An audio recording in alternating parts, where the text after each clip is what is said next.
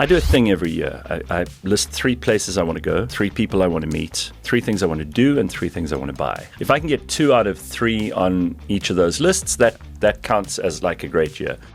If I had to zone in on one thing that I would like to redo, it would be my public relationship with God, and or the relationship I've had with perfectly good Christians who I decided to just argue with for the sake of clubbing them to death with logic and getting a thrill out of being right.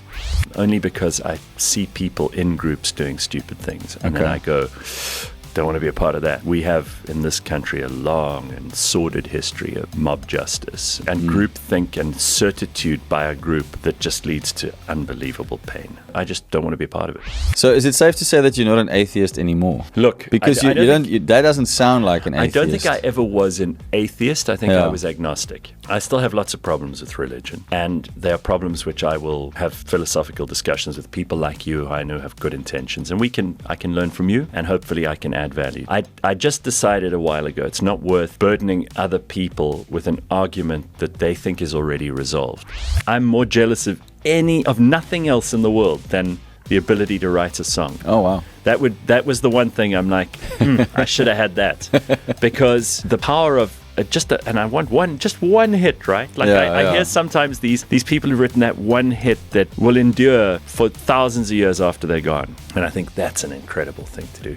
And I think that we've been run by mediocre, incompetent, and often downright deceitful people for a very long time who are self-interested. I think that this country has unbelievable opportunity to excel. I love South Africa. I love it. I don't want to live anywhere else.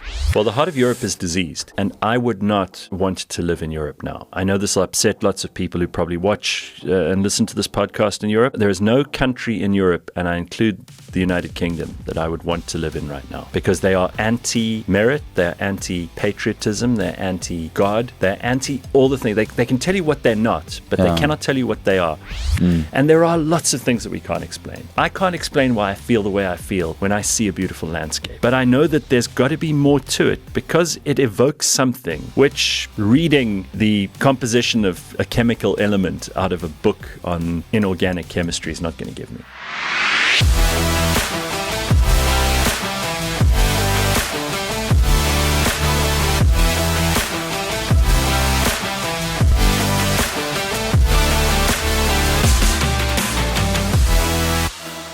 Gareth Cliff, welcome to the In HeinzSight BoldCast. Thank you, man, and it's nice to see you. And for all those people who thought we were one person, I still get people going, you know, they don't know who the hell I am, obviously, but I'll walk into a garage and the woman behind the till's like, Heinz Winkler. I promise you. You still get that? I still get it. That's crazy. Not as often. Yeah.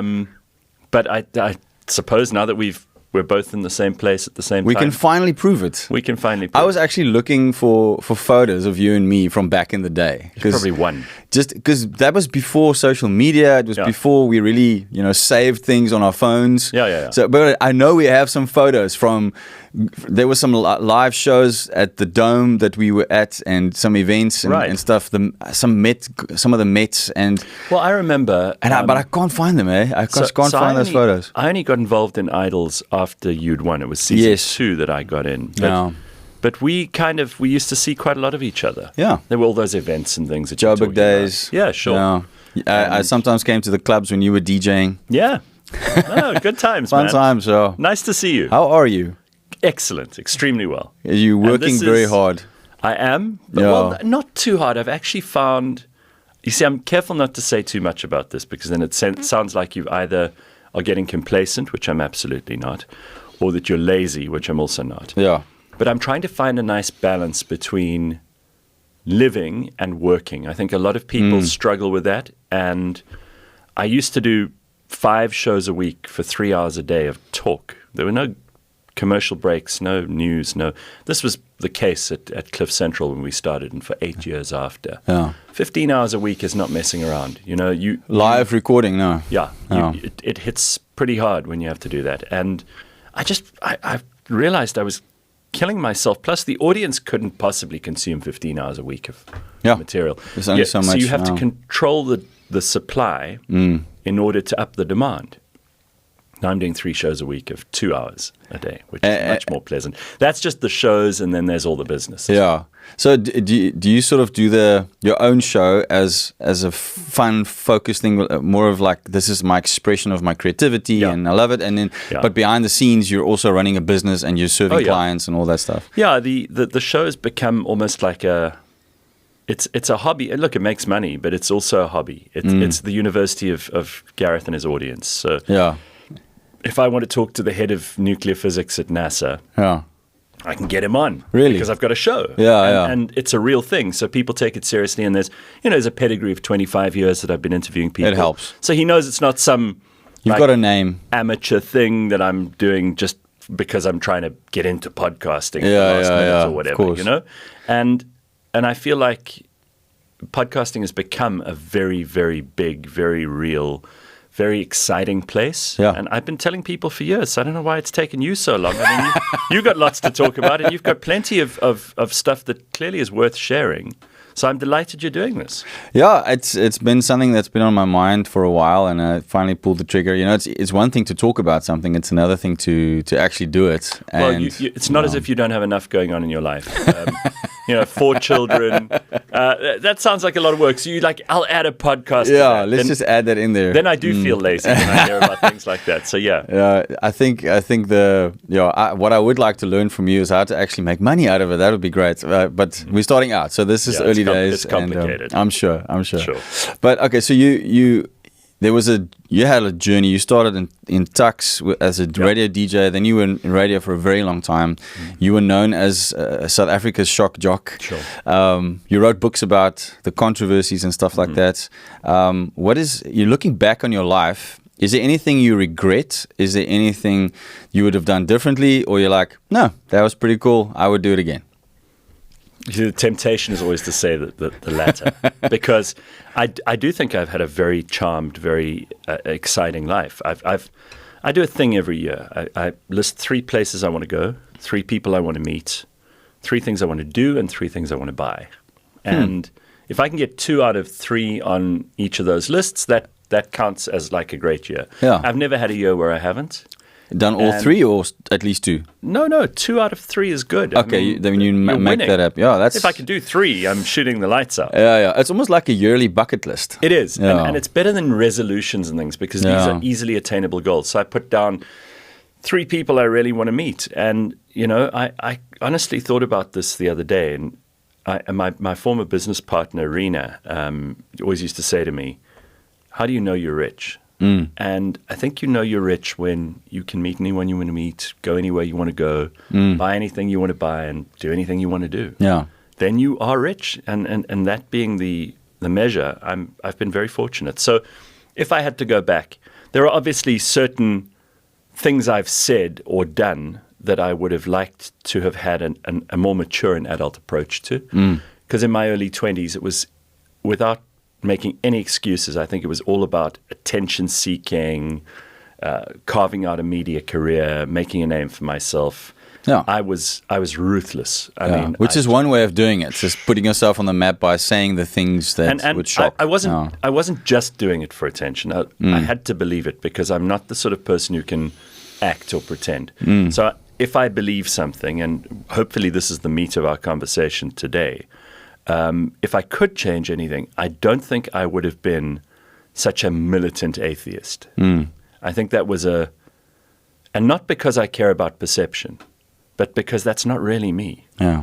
So I was putting on a bit of a show there, and it became a thing which cost me some friendships. Okay. It I think alienated lots of people and gave them an impression of me which I deserved, but which certainly wasn't true. And that's the stuff that if I had to zone in on one thing that I would like to redo, it would be my public relationship with God, and or the relationship I've had with perfectly good Christians who I decided to just argue with for the sake of clubbing them to death with logic and getting a thrill out of being right. Not a good place to be. So look, it's not eating me up inside. I'm not able to not sleep at night. I hear you. Yeah.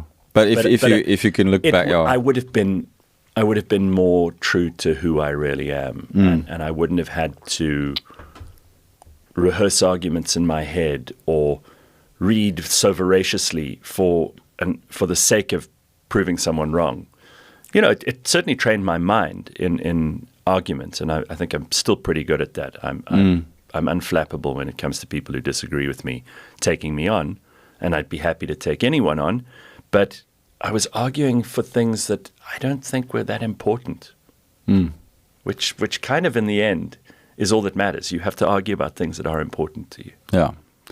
Well, yeah, but I mean, you probably, what I'm hearing, maybe I'm wrong, but what I'm hearing is that it came to a point of like, what I'm arguing about, is it so important that I'm willing to let an important relationship get damaged? Yeah. What is more important, the relationship or the point that I'm trying to get across? The motivation was to be right and to be intellectually superior, yeah. which is not a good place to be. That's a So it's pride, basically. Yeah. Yeah. One of the deadly sins. Is that what was driving you, do you think? Yeah, I think so. Yeah.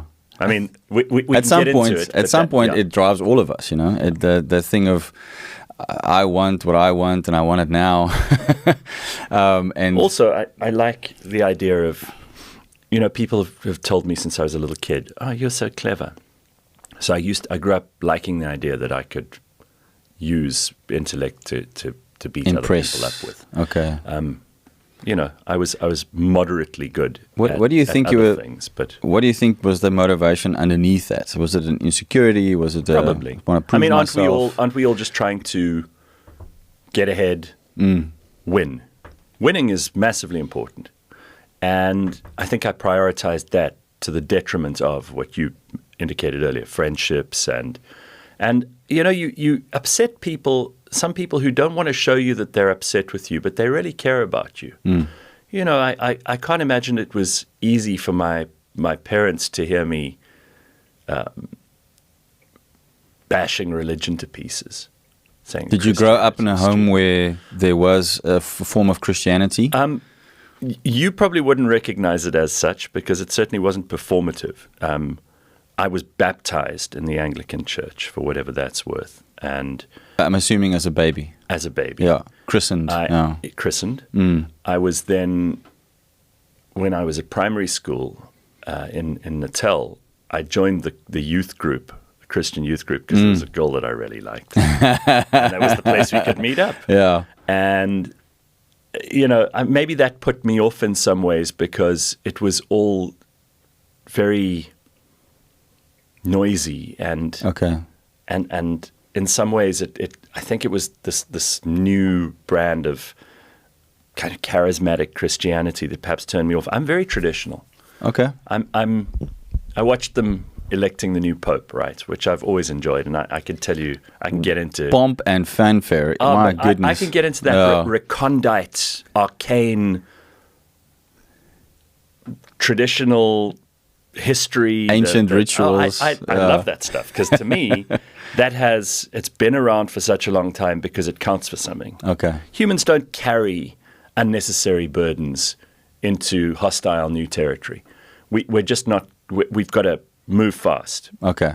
So when they carry things like that around, it obviously does something. And ritual is an important part of what makes people observant and what gives their activities meaning.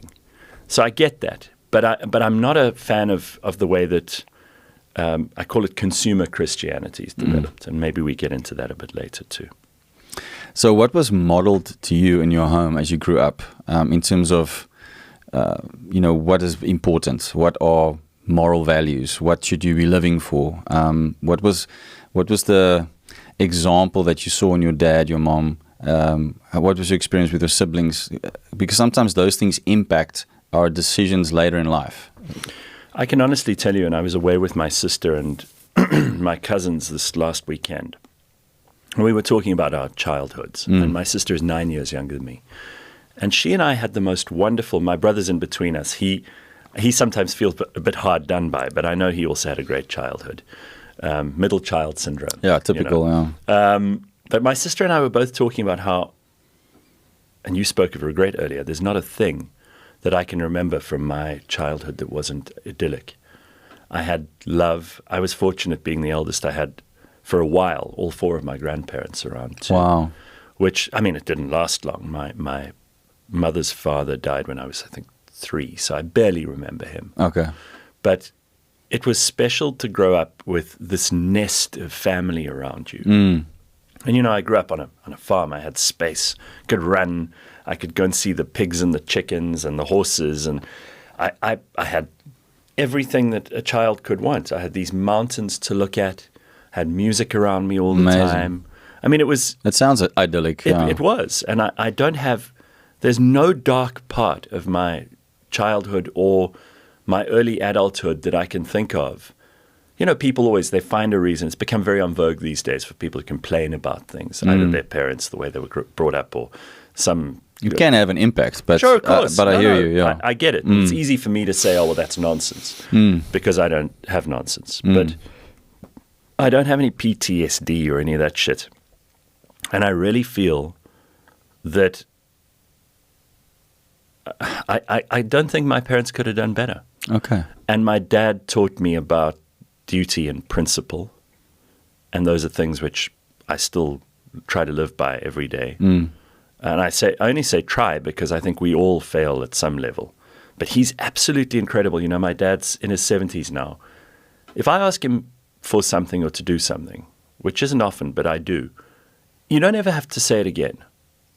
It will be done. You can, okay. And I remember as a kid, I'd say, Dad, we need this for school or whatever. We'd be done. Wow. He'd find a way. Sure.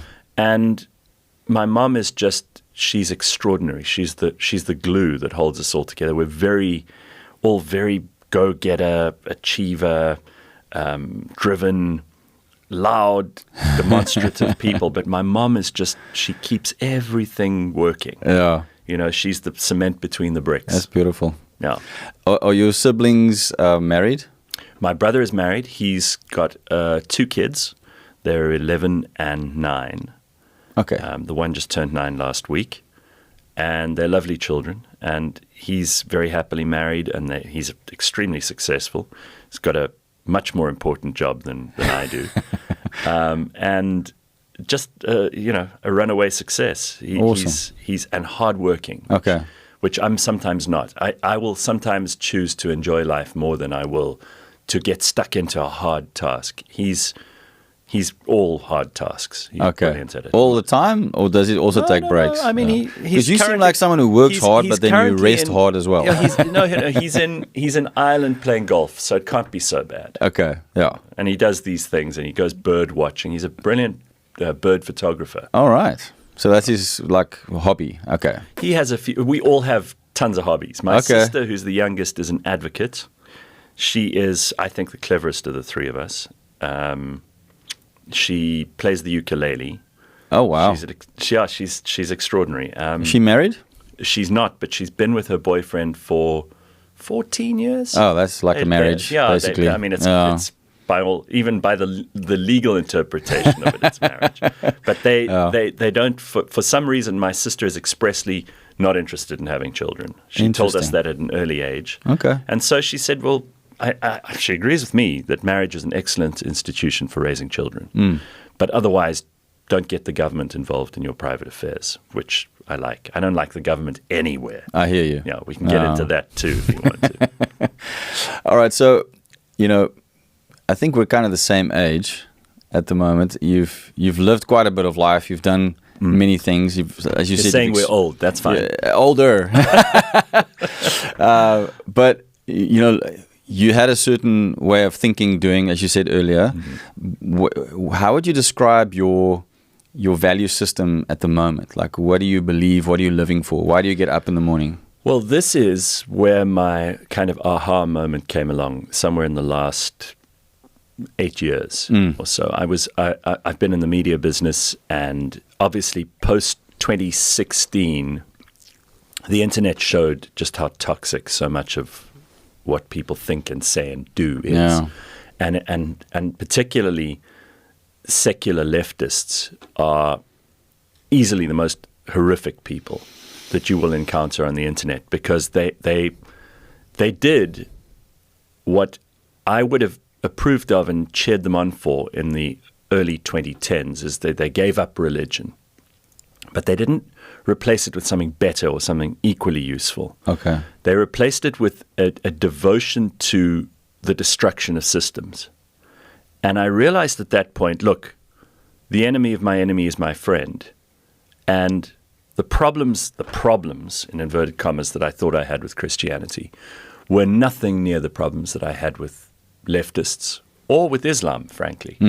And that the Christians were actually causing no trouble for me in my life. If anything, they were adding value. And that you asked about value. Yeah. So the scaffolding upon which all of Western civilization, which I hold dear, which I think is worth fighting for, civilization is something I care about. The scaffolding of that system, for that system, is Christianity. And you cannot pretend, and Judeo-Christianity, yes, right? So yes. Christianity that came out of Jesus' life, out of Judaism. These are the values upon which all of Western civilization, the most advanced system under which humans have found the means of cooperation, of building incredible things, of developing laws, of all of the great advantages of civilization come from that scaffolding. And you can throw in a little bit of the Roman Empire and Greek philosophy. Yeah. But basically the big, strong, iron parts of that foundation are provided by Judeo-Christianity. And I realized at that point, you've been railing against something which, sure, you can have philosophical disagreements with, and I'm sure between churches. I mean, we know there are 500 different kinds of Christianity, so that's already happened. But these are not the people to be fighting with. You are brothers in civilization, if nothing else, and therefore direct your ire and your energy, if you have it. And by the way, it's worth saying I don't have as much of a desire to argue with people, to prove them wrong and me right, or I just don't think it's a worthwhile battle. As you used to have, like that's... Well, yeah. It's diminishing returns. Okay. Yeah. And I don't see what the cost-benefit analysis is going to give you. The ROI. Correct, which when you're in your 20s, you don't really think about that because it's more about the immediate gratification of winning or losing. Okay. So the values that you ask about, those values are provided by the West. They're provided underlying the West by Judeo-Christian principles and values and the teachings of the Bible, and that's not worth fighting with. I'm ill-equipped. I am in no way competent enough to take those things on with the hubris that I might have had when I was much younger. Well, you make a good point earlier about, when the left came with trying to tear things down, they didn't come with a better solution. No. They didn't come with a better option. No. And I think that's an interesting point that you make, because that's the world we live in at the moment. Is there's this something was built that was working, and it wasn't without its faults and mistakes, and but there was a fringe of people who reeled against the machine or wanted to stick it to the man or whatever that statement was. And the fringe then became seemingly either a loud minority or a bit of a majority in a way, and started having a bigger influence on the rest of society, to the extent that the biggest problem I personally have with the whole strong left woke movement is the abandonment of objective reality. Yes. Being able to just say my truth is my truth and the truth doesn't matter, and objective reality is whatever. It's pathological. So losing logic, losing reasonable arguments, rationality, and objective reality is just all out, and so anything goes. And then when you're there, you've got a huge problem. And I mean, even this is why I wanted to chat to you, because we don't have the same faith convictions. But what I started hearing in the way that you speak is that you're like, wait a minute, this is not okay. So even though we might differ on some things, we have this one thing in common where we go, this is not constructive, this is destructive. Right. Would you agree with that? Absolutely. you've explained my position on so many things with that summary, and I feel that if you lose objective reality, you will replace that with your fantasies and with nonsense that's completely subjective, that's made up by often very mentally disturbed people who feel that they don't belong. And I do want to touch on belonging for a moment, because I told you I had this idyllic childhood and everything else. So there's no hurt in me, but I actively pursue not belonging. I think I might have... Not belonging? Yeah, I don't like the idea. The thing that frightens me more than anything else is mobs. Okay. I don't like the idea of groupthink, and I don't like the idea of mobs and witch hunting people and taking people out. But, sorry... I don't know why, by the way. It might be some past life experience where I was burnt to death as a witch or something.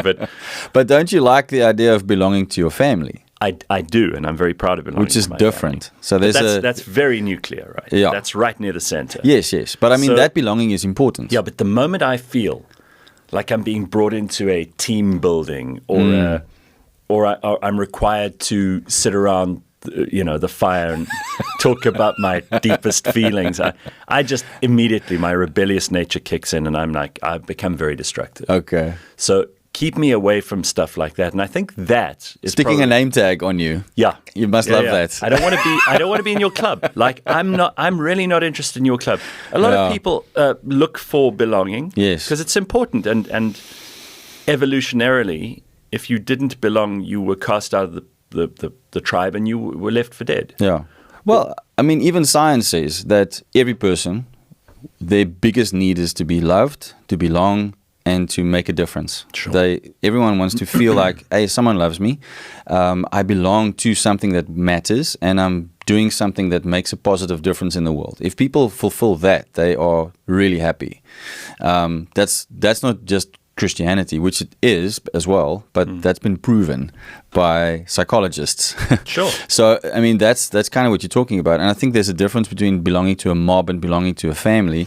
But isn't it possible that because so many people come from dysfunctional homes or no homes, then they're looking for something to belong to? Well, of course. And then they end up belonging to something that's destructive. They find proxy parents. They find it in political organizations. They find it in campus clubs, they find it in churches, they find it in all kinds of places where that is a replacement for the feeling of abandonment maybe that they have and that they don't feel like they belong. But primarily you should belong to your family.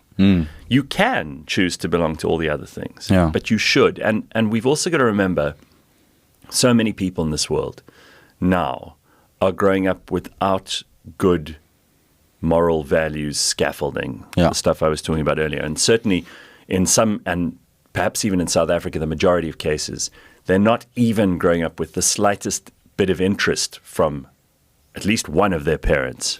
Yeah, I mean, we have a 62% fatherlessness problem in South Africa. Do you know how we know that, by the way? Because the registration of births in South Africa requires the signature of a parent, and most of them are only signed by one. Yeah, doesn't have the dad there. No. And that's physical fatherlessness. Yeah. That's not even the cases of abuse or neglect. By the way, this is also why when people talk about the ancestors, and I say to them, well, you don't even know who your dad is, you're in no position to talk to me about history. Yeah, now you're praying to ancestors, but you don't even know your dad. Yeah, what's the intermediary? That's hectic. You can't skip generations, because the most important... That's a tough one. Genetic contribution to you is directly from your parents. So if you don't know half of that, you don't know a lot about yourself. That must be highly offensive to some Africans. Yeah. Do I look like I'm but it is a good question. It's a good question to say, if you don't even know your dad, how can you pray to your ancestors or speak to them? Well, he's the channel. Good question. So you need to go through someone. It's like, you want to speak to the father, speak to the son first. Yeah, sure. Okay, so what would you say... how did we get here? What is the link between something that is an idea that becomes an ideology that becomes something sponsored by the state? How does that happen? Well, there are people who are much more erudite on this subject that I will refer any people who are listening to or watching this podcast that they should go and pay immediate attention to. And chief among them would be Orwell, who writes very well about this in 1984. That book made a big impact on me. Extraordinary. And now you're seeing it playing out. You are. It's crazy. It's this idea that human beings can be lied to en masse, and they will respond, and they will do what they're told. And again, the propaganda machine. It's very easy to convince a lot of gullible and easily persuaded and not necessarily thoughtful people into doing some absolutely horrible things. But at the heart of it is this deceit. The totalitarian project is not to get everyone to believe lies, but to start lying themselves. Yeah. So you have to start off by joining in on the lie. Then you're party to it. I'll never forget that scene from 1984 where the guy is brought in and they ask him, what's 2 + 2? And he says, 4. And they beat him and they say, no, it's 5. And they beat him until he says, that's 5. And now you even have people saying math is racist. Like, we're there. We're there now. We are there. And the other one to read about when it comes to the excesses of the left is, and it's a difficult thing to do, but I think if you really want to, you've got to go to the Gulag Archipelago, which is Gulag Archipelago. Solzhenitsyn, Alexander Solzhenitsyn. Very hard reading. Crime and Punishment is also good, but these are, and I suppose for anyone who wants to lead a moral life, and you want to help other people to do so, this should almost be required reading. But I will tell you in advance that it's going to be some of the toughest reading you will ever do. Okay. But if you like a challenge, and if you have the fortitude to see it through, Solzhenitsyn cannot be beaten on these subjects. And he talks about what the nature of evil is. Okay. And The Brothers Karamazov, another novel of his, is an excellent reading of where Christianity has gone right and wrong. And it's characterized in the people, the very well-developed people that he tells the story through. So these are things that you should read that are far better at explaining and can do it in duration, with plenty of, emotive and real-life examples that will occur to you after the fact. But I think we've come to this point because people are lost.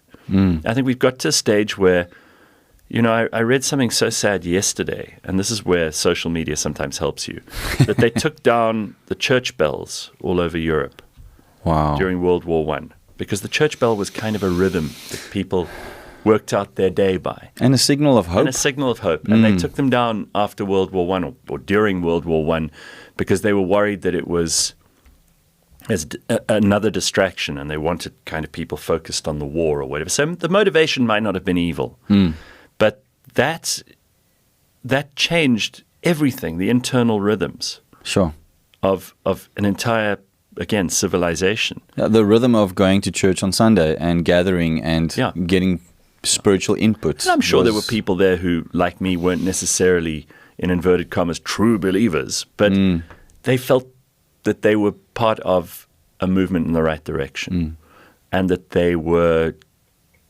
doing, at very least, duty to their community by participation, which is it's not all, but it's good enough. Yeah, because not everything is a negative mob mentality group thing. Sure. There's very positive things that can happen in a group as well. The only reason I bring up the mob thing is that I personally, I don't like too much belonging. Only because I see people in groups doing stupid things, and then I go, don't want to be a part of that. I hear you.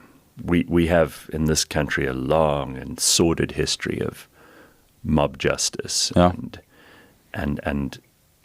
it can get ugly, and groupthink and certitude by a group that just leads to unbelievable pain, and I just don't want to be a part of it. Sure.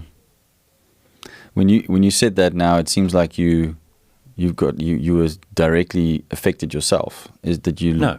Oh. No. I've never been a victim. Okay. And that's not some kind of brave thing. Okay. I've certainly had circumstantial reasons to be down, but then everybody does. Someone you care about dies. This is life. Life is not always going to be happy. Part of life is struggle. But you haven't lost someone to violence that you've described? No. Okay. Not someone close to me. Obviously, we all know of somebody, but that's not what I'm talking about. Okay. Mine comes from just, I have an absolute dislike and mistrust of groups of people doing noisy things. I don't go to sports matches. Okay. I perhaps was put off sport early because of that. I've never attended a political rally in my life. I never will. I don't want to be part of some group of people going, Zuma must fall, Zuma must fall, or any other kind, even if I believe in the cause. Okay. You'll never catch me at any of these. And if you ever do, you know I've lost my mind. Do you vote? I do vote. All right. I do vote. We can talk about that. All right. So, I mean, there's so many things that is going through my mind. I'm trying to do it chronologically, but it's very interesting to be able to talk about these things because we have these, as you said, the scaffolding of the Christian-Judeo worldview was what Western civilization was mainly built upon. Then over time, that was sort of eroded by other ideas, ideologies, and now we see, what I'm seeing is I've had many conversations with people, I've read some about it, I'm also not an expert, but there seems to be a very direct link between Marxism, socialism, the woke movement, and the rapid growth of that mindset through social media, since especially when COVID hit and the pandemic and the lockdowns happened, that seemed to be the catalyst for something that's been building for a while to just explode. Yeah. And that's when the whole, transgender thing blew up and all these other things that suddenly just became... I saw you got into trouble a while ago for saying what is true. Well, I technically got into trouble for just asking questions. Even worse. How dare you? How dare I? So I think it all began with Rousseau. The French Revolution is the source of so much ugliness in the modern world. Jean-Jacques Rousseau. That's true. The Enlightenment, that's where things started. The Enlightenment, look, you can have Voltaire and you can have Diderot, and you can have so many other people who I think made Beethoven was part of the Enlightenment, arguably, Bach. These are people we want to pay attention to and who've contributed enormously to human civilization. And art and expression and beauty is worth pursuing on its own. Yeah. So even without everything else, that last one counts the most for me. Okay. But Jean-Jacques Rousseau, whose personal life, by the way, was an absolute quagmire of ugliness. I mean, he abandoned children. He slept with...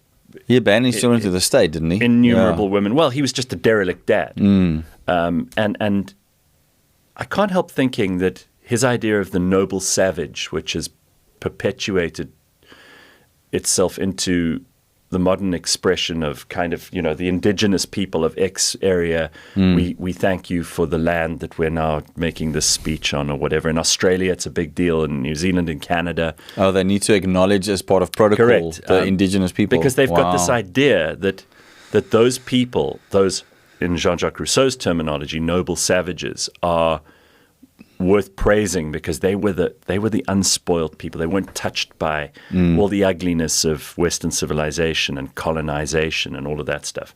But the reality is that all of those tribes, certainly in South Africa and North America and places that I have more intimate experience with, they were all bloodthirsty and took each other out at a moment's notice. And it was the chief's law, and there was absolutely no appeal.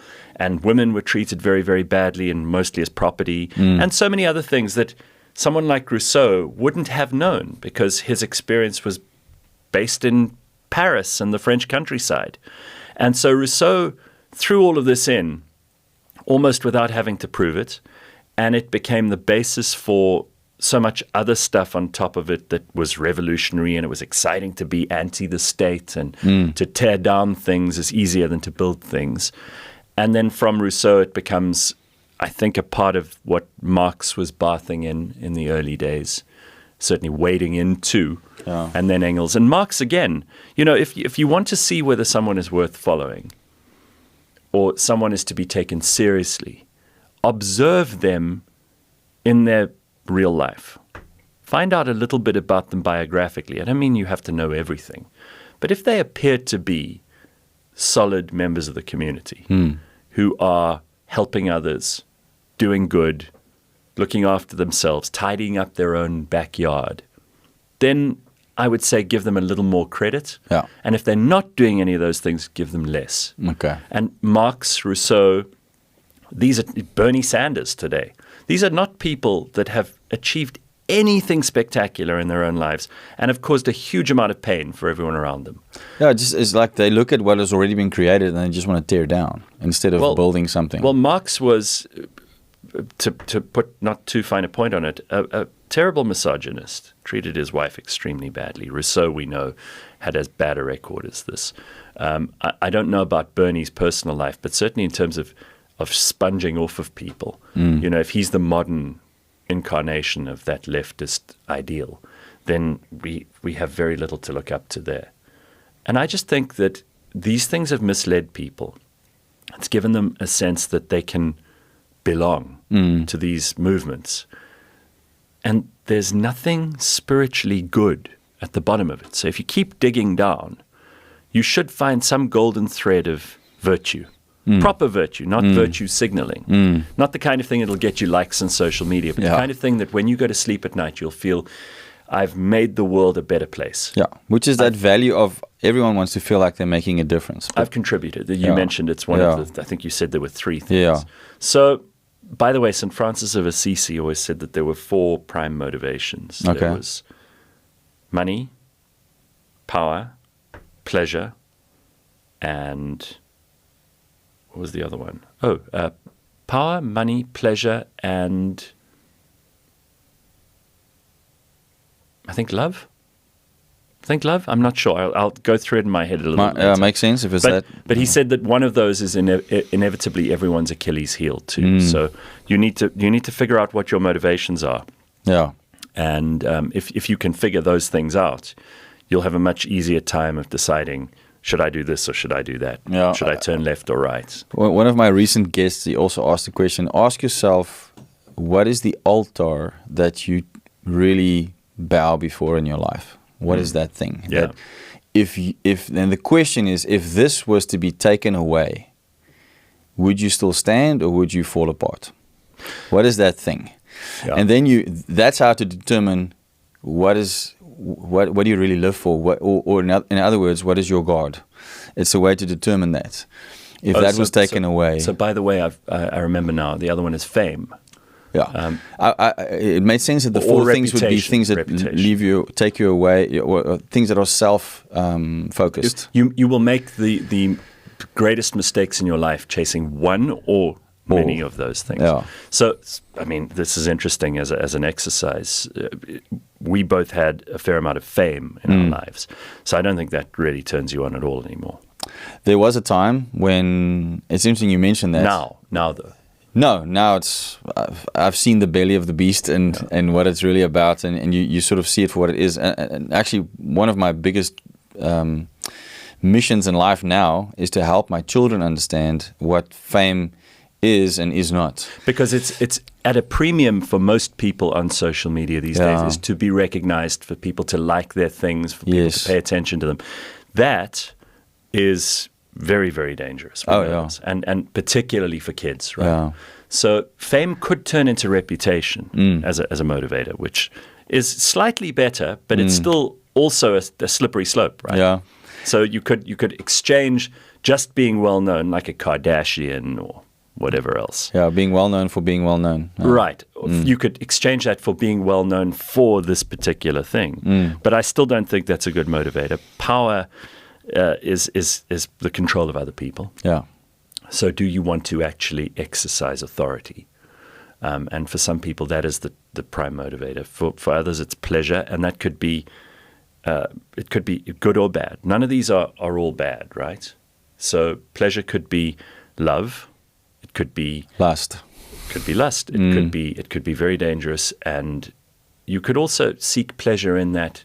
I mean, I'm an aesthete, so I'm interested in beautiful things. I love sculpture, music, paintings, architecture, landscapes. I mean, I was in this beautiful place last weekend, and I was just looking around me, just enjoying it in ecstasy over being surrounded by natural beauty. And it's something that I actively pursue.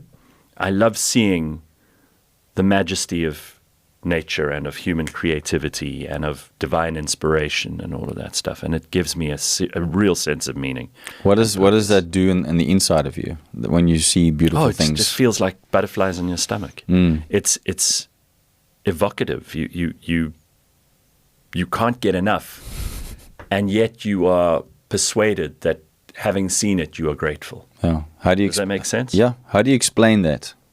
That it's there and that it exists and that it does that to you? The chances of you being alive and being sentient are so small that if you won the lottery 5 million times in a row, you wouldn't be as lucky as you are to be alive and to be conscious in your living.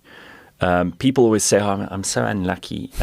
It didn't go my way this week at work, or my boss is horrible, or I didn't win when I went to the casino, or something like that." And I say, first world problems. Are you joking? You're like even if you were the most miserable human being on planet Earth right now, and there are a lot of contenders for that job, right? You could be the new leader of Hamas. You could be this week's leader of Hamas. You could be an Indian untouchable living this far off where the car's tires go on the street, wallowing in your own ordure. But you would still be the luckiest creature in your family tree at any time in the history of that DNA, because the chances of everybody up the tree meeting and having sex at the right time and the right sperm getting to the right egg, it's tiny. And then for that to result in you being able to think as an individual, to have an idea of self, and then to appreciate the wonders of being on planet Earth at this time. I mean, you've got to be kidding me that isn't worth being grateful for. Wow. So is it safe to say that you're not an atheist anymore? Look, because that doesn't sound like an atheist. I don't think I ever was an atheist. I think I was agnostic. Okay. I still have lots of problems with religion. All right.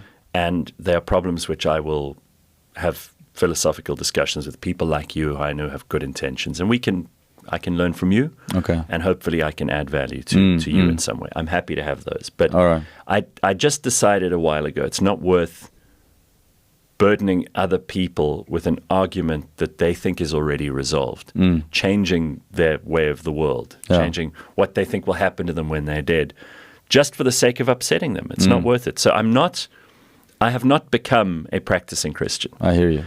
I have huge admiration for people who practice their Christianity, their Judaism, their Islam, their Buddhism, their Shintoism, whatever it might be that gives you a daily ritual, makes you feel like you belong, brings you closer to your idea of God. Marvelous. You wouldn't have had me say that 10 years ago. Okay. So it's evolved. It's continuing to evolve. I often joke that the best thing I could have done, and you spoke about regrets earlier, is when I was much younger to have started a church of my own, because I think that would have been quite compelling. But it would have been dishonest for me. Yeah. I think that it is unlikely that I'll become some kind of religious leader. I think it is equally unlikely that I'll get to the moment of my death and go, "It was all a mistake. Please forgive me," and pass away. I cannot lie and tell you that I don't speak to God sometimes, whether it's in prayer or in gratitude, or just in doing things the way I hope to be doing them correctly. You know when you are. You get a feeling that this is what I'm meant to be doing, not that. Where do you think that feeling comes from? I don't know, Heinz, and I don't think you know either. But if it is animated by God, then our arguments are not so far apart. Then we are. I certainly hope there is. I hope there's a God. Okay. It would explain a lot. It would explain a lot of things. There better be, because otherwise it feels kind of so purposeless and worthless. We're building up to something, and that something can't be just the material world. But that is my question to, atheists that are full-blown atheists. Like, why do you get up in the morning? If this is all for nothing, to nothing, for no reason other than self-gratification, then I'll help you. Why? I'll help you there if I can, because this used to be my position. And for all those things I just described about seeing something beautiful in nature, the atheist, the real atheist, doesn't look at that stuff and feel nothing. Okay. And he doesn't not wake up, because he wants to contribute. He's enjoying being alive. The best atheists, and there are very good people who are, just like there are very good people who are Christians, and there are very bad ones on both sides too. Yeah. That person is charmed and thrilled to be alive, and they want to add value where they can, but they don't need to attribute that to some higher cause. They feel in themselves that by nature of their existence, they are able to influence things positively, and very many of them will. I mean, some great philosophers throughout the years have been devoted atheists, if there's such a thing. It seems like an oxymoron, right? But they have undoubtedly, I mean, secular Jews in the world have probably made the largest contribution to science, technology, philosophy, and so many of the other branches of human knowledge. And they're a tiny, tiny proportion of the population. There's something about that. Yeah. There's something in the genes there, right? You can't argue with it. I have an opinion about that. But what's your opinion on that? I believe they're God's people. And because they are his chosen nation from the beginning, that he has a special plan for them. There's just this unexplainable special favor on them. You've been to Israel a couple of times. 5 times. Right. I want to go. I still haven't been. It's life-changing. I mean, obviously, depending on the type of trip you do and the sights you see, but for me it was a really life-changing experience because of many things, but mainly the Bible comes alive in an amazing way. I was blown away, and I was disappointed. So what blew you away? I'm curious because I want to go. So what disappointed me was the scale of certain things was way smaller than I had in my mind. So I grew up in Stellenbosch. So when you say mount or mountain, I'm thinking Stellenbosch, mountain, Simonsberg. Yeah. I'm thinking these, and then you go to. And they tell you that Jerusalem is actually built on Mount Zion, Mount Moriah, and you go and that's the Temple Mount. That's a hill. That's not a mountain. So, but then at the same time, you stand on the outskirts of Jerusalem, the old city, and you look and you can see the whole old city. There's a look point where you can just look at the whole city, and you see, and this really impressed me so much because you can see sort of where the upper room would have been, the road that Jesus would have walked through the Kidron Valley to the Garden of Gethsemane. You can see all of it in front of you. It's all walking distance. And then you see the eastern wall where the Bible says he will come back through.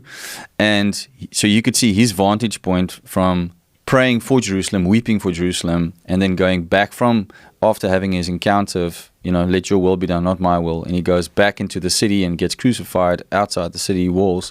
All of that stuff you can see. And interesting, I remember the first time I was in Israel, I was really, this was the sort of a chuckle, but also like a wow moment. The person who was guiding us pointed all these things out. And then they said, and there is the spot where Judas went to sell Jesus, he's got his 20 pieces of silver or whatever. 30 pieces of silver, yeah. And now that's where the UN building is. Well, that's ironic. That's ironic, yeah. That's the exact spot. And we know that the UN through its branches and organizations has done its best to sell out Israel. Yeah. right? Yeah, and exactly. have actively been involved in trying to destroy Israel. Listen, to go back to your question about atheists, which got us into this, and you would be surprised to know, or perhaps you wouldn't, that I lie in bed at night watching YouTube videos about archaeological discoveries in places like Jerusalem, and that gives me a huge thrill. I mean, I've got to go and see it now with my own eyes. You should. It's amazing. It is, and has always been on our maps, the center of the world. Yeah. Right. And it's no mistake that it is the most important place for the three great monotheisms. There is such a lot of history there. I read a brilliant book by Simon Sebag Montefiore about Jerusalem, and I devoured it in probably about 2 nights. But it begins with the founding of Jerusalem, the city of David, under David, in the very early 900s BC. And then you go from that to the building of the first temple under his son Solomon, and so on through all of this. I find that stuff fascinating. But to go to your point about atheists, be generous of spirit enough to assume the best of them. Okay. And to not assume that they are drones who are just unconvinced of your position as yet, and that they don't feel that there's a reason to get up in the morning, which is what you said. There are lots of those people who find, great and terrible reasons to get up in the morning. I mean, there are probably people plotting the destruction of that's their reason of the world right now, and they wake up going, "I'm going to destroy the world." Pinky and the Brain vibes. Yeah, and that for them, that's very motivating. So you don't have to just be motivated by these higher ideals that you are. But what I am fascinated by is how you, and I'm sure some of them as well, will use terms like good, evil, values. Yeah. And so the question would be that if you don't ascribe to a main source of where the values of what is right and wrong come from, what do you actually base it upon? Well, Christopher Hitchens always used to say that goodness preceded the 10 Commandments, because otherwise the Jews would never have made it to the foot of Mount Sinai. You knew not to murder thy neighbor, and and steal, and all of these things that were in the 10 Commandments, and that humanism is imbued with some idea of mutual cooperation. You can see it in chimpanzee societies and all the rest of it. Bonobos, certainly. People would have said, well, goodness, you can tell what goodness is before you apply the religious test to it. But I do think it's much easier for us to understand goodness and evil through a religious context and through a lens of applying the good of what spiritual teachings bring with them.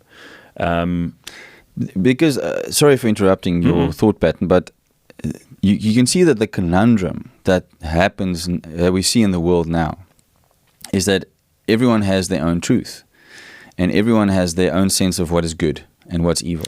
And now what is good for one guy is maybe evil to you, but now they force you to believe their evil thing, saying it's good. So there's been that shift. And one of the things I appreciate about you is that you are willing to go, no, but that is not okay. Even though a whole bunch of lobbyists are saying it's okay and have effectively influenced companies and governments to implement something like... I just want to be definitional and finish this thought, because I think it's important. Okay. No. Good and evil, right? I mean, we need to know what these things are, but you don't have to be a Christian to be good. I mean, the Good Samaritan, for example, we know by definition he wasn't a Christian, right? But he did good. And we know that there are lots of very, very bad people who wear the mantle of Christianity. And then they do terrible things during the week, and on a Sunday they ask for forgiveness, and then they carry on doing terrible things on the Monday. Unfortunately, that is true. Yeah. Sure, but I don't ascribe all evil things to Christianity because of those people's bad deeds during the week. Just as I don't immediately assume that an atheist must be all evil because they do one or two good things in their lives. It's all very imperfect. It's all very, very difficult to reduce to binary yes or no, black or white, good or bad. That would be far too simple. And thankfully, being alive and pursuing that knowledge and seeking out of curiosity to understand better and to formulate better arguments for yourself in your head, this is one of the great joys of living. Yeah. What would you say is your purpose of your life? What are you hoping to achieve and can say one day when you close your eyes that you have achieved? Well, I think it's an important thing to try to make everything a little bit better. Whether it's I used to joke about my radio show being about making people laugh in the traffic. Because traffic's horrible. And people suffer in there. And it's hours in the morning. They suffer in there, yeah. Well, I say it as if I know. I've never dealt with traffic myself. You're always so early there, yeah. Except on the rare occasions that I've been stuck in traffic on my way home, and it drove me mad. Yeah. I mean, podcasts have been a solution to that in some ways, because now I can listen to other people telling me interesting things. But you have to have the desire to make it better here, and move in concentric circles out from there. So start off by, it's little goals. I know people who, for example, want to just be able to look after their parents in their old age. I mean, a friend of mine said this to me last week. Some people want to build something. They want to create an art gallery or a museum and put things in it to show people all kinds of exciting things about their own past. Some people want to write a book. Some people want to write a song. I'm more jealous of nothing else in the world than the ability to write a song. Oh, wow. That was the one thing I'm like, I should have had that. Because the power of and I want one hit, right? Like I hear sometimes these people who've written that one hit that will endure for thousands of years after they're gone. And I think that's an incredible thing to do. It is. So it's that drive, partly. But I'm also just curious about the world. If I can get to the end, the Socrates used to say, know thyself. If Socrates was a real person, because people will say, well, was Jesus a real person? How do you know Socrates was? Know thyself. It's inscribed on the entablature of the temple of Apollo at Delphi. And it is a tremendous commandment because it forces you to reckon with the experience of being mortal and to contend with yourself your whole life long. Am I interested in this more than that? Do I care about that?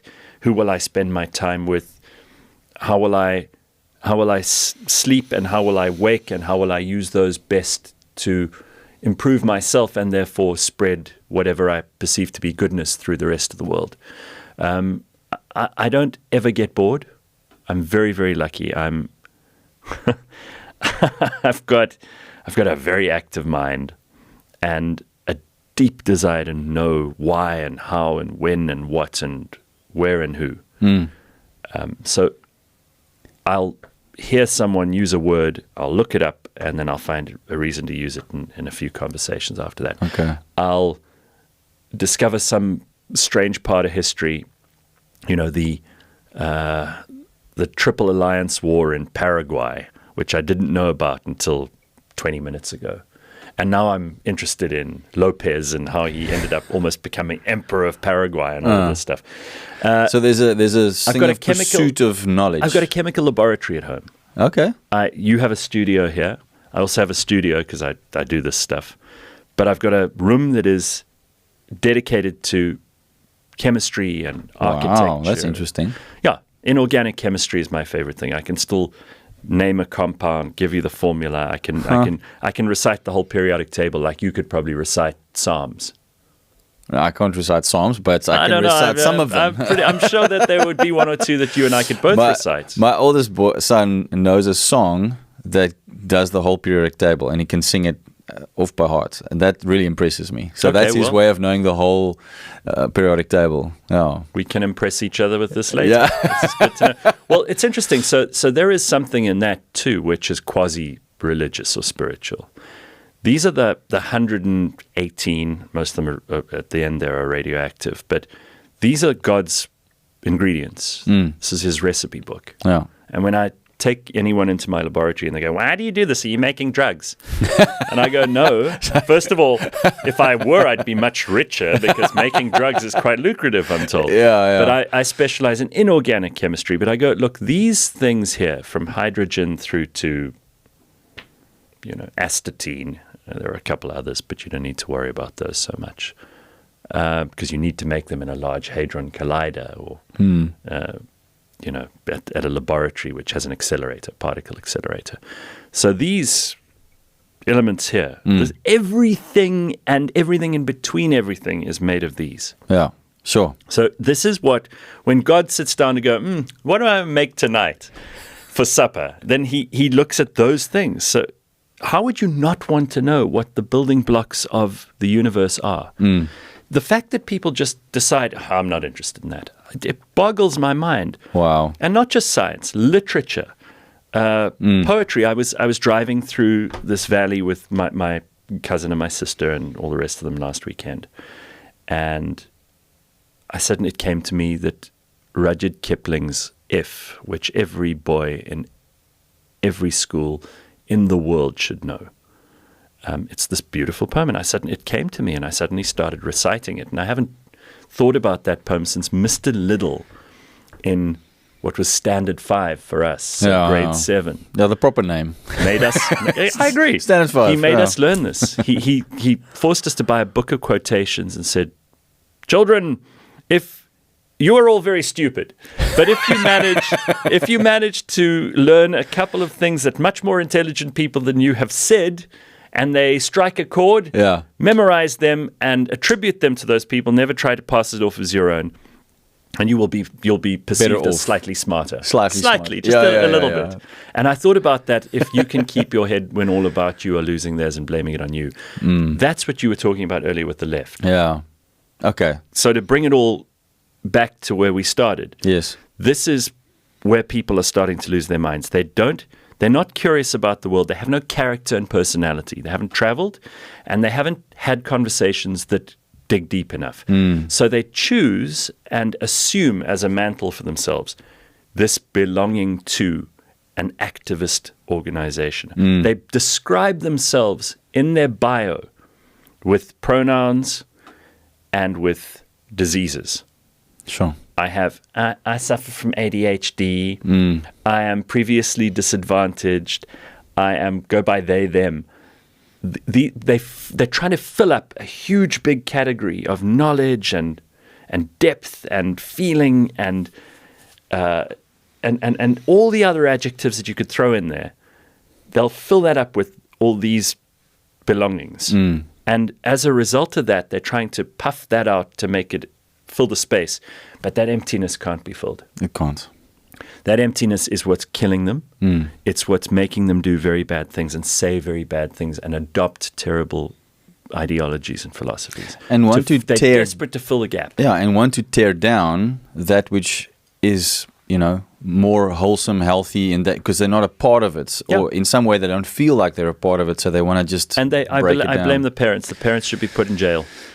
Because they didn't give them the right amount of love or open their minds to the wonders of the world at an early age and make them feel safe enough to explore the world, to learn things. Absolutely. Those parents must be jailed. That's a harsh statement, but I think, if I know parents who have gone through the rigmarole to adopt, and I think, heroic. Imagine... It is heroic, but when I hear that, I'm like, that I would actually not object to any couple who are married or are together and want to have children to have to first go through that process as well. I know it's not practical, but for the simple reason of just, it teaches you the responsibility and wakes you up to what's actually about to happen. But what we have is, something like there's such a, seemingly, in general, the thing of I just want to get a fix of having sex or whatever. I don't think of the consequences. Or I don't really have that much value for life that when I create it, I can just take it away, or I make it whatever it might be. I make it a more practical argument. I mean, if you want to drive a car, you need to go for your license. I mean, most of us in this country just bribe a person. I actually got mine. It took me 3 times. I think I'm smart, but I'm actually not. That's so funny. It took me 3 times to get it. I got it first time on my birthday, turning 18. I'm going to rub that in a little. What a nerd. Anyway, if you want to own a gun, and I own several, you need to have licenses for them. If you want to operate heavy machinery, you need to have a license. Yeah. You need to have competence in these things. Yeah. So there must be just a parental competence test. I don't want the government to be able to say, because we know in this country, the government will always choose the wrong thing, right? It's a tough one. You don't want the government to be able to say, this person is not allowed to have a child. But you should at very least go through some sort of course. It doesn't have to be complicated, but basic stuff like, feed the child. Don't let it cry. I was on a plane to get here where there was a woman whose child was crying the whole time. Sure. And she made no effort to deal with this problem. In other words, she is imposing her problem on everyone else on this plane. The child was obviously in agony, pressure in the ears or whatever, but a little bit of care and attention and diligence from the mother would have assuaged much of the child's problem. And it feeling safe and secure would have probably resulted in it prohibiting crying for some period, which would have made it possible for the rest of us to actually focus on anything but that screaming. Because it's, that sound is designed for everyone on earth to pay attention to. That sound it cracks and creeps and burns right through whatever barriers you put up. You can have AirPods in blasting music and you will hear. That's true. And that's because we're meant to pay attention to it, right? So it boggled my mind that this derelict parent was not paying attention to that. She's just somehow able to cut herself off from it. Shouldn't be a parent. Yeah. If I, as a non-parent, am hearing it and want to do something about it, what kind of a mother are you? I remember feeling exactly the same way before I had children.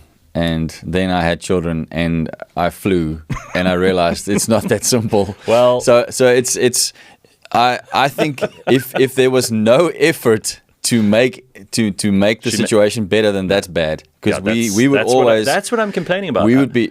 I'm not complaining about the children. Yeah.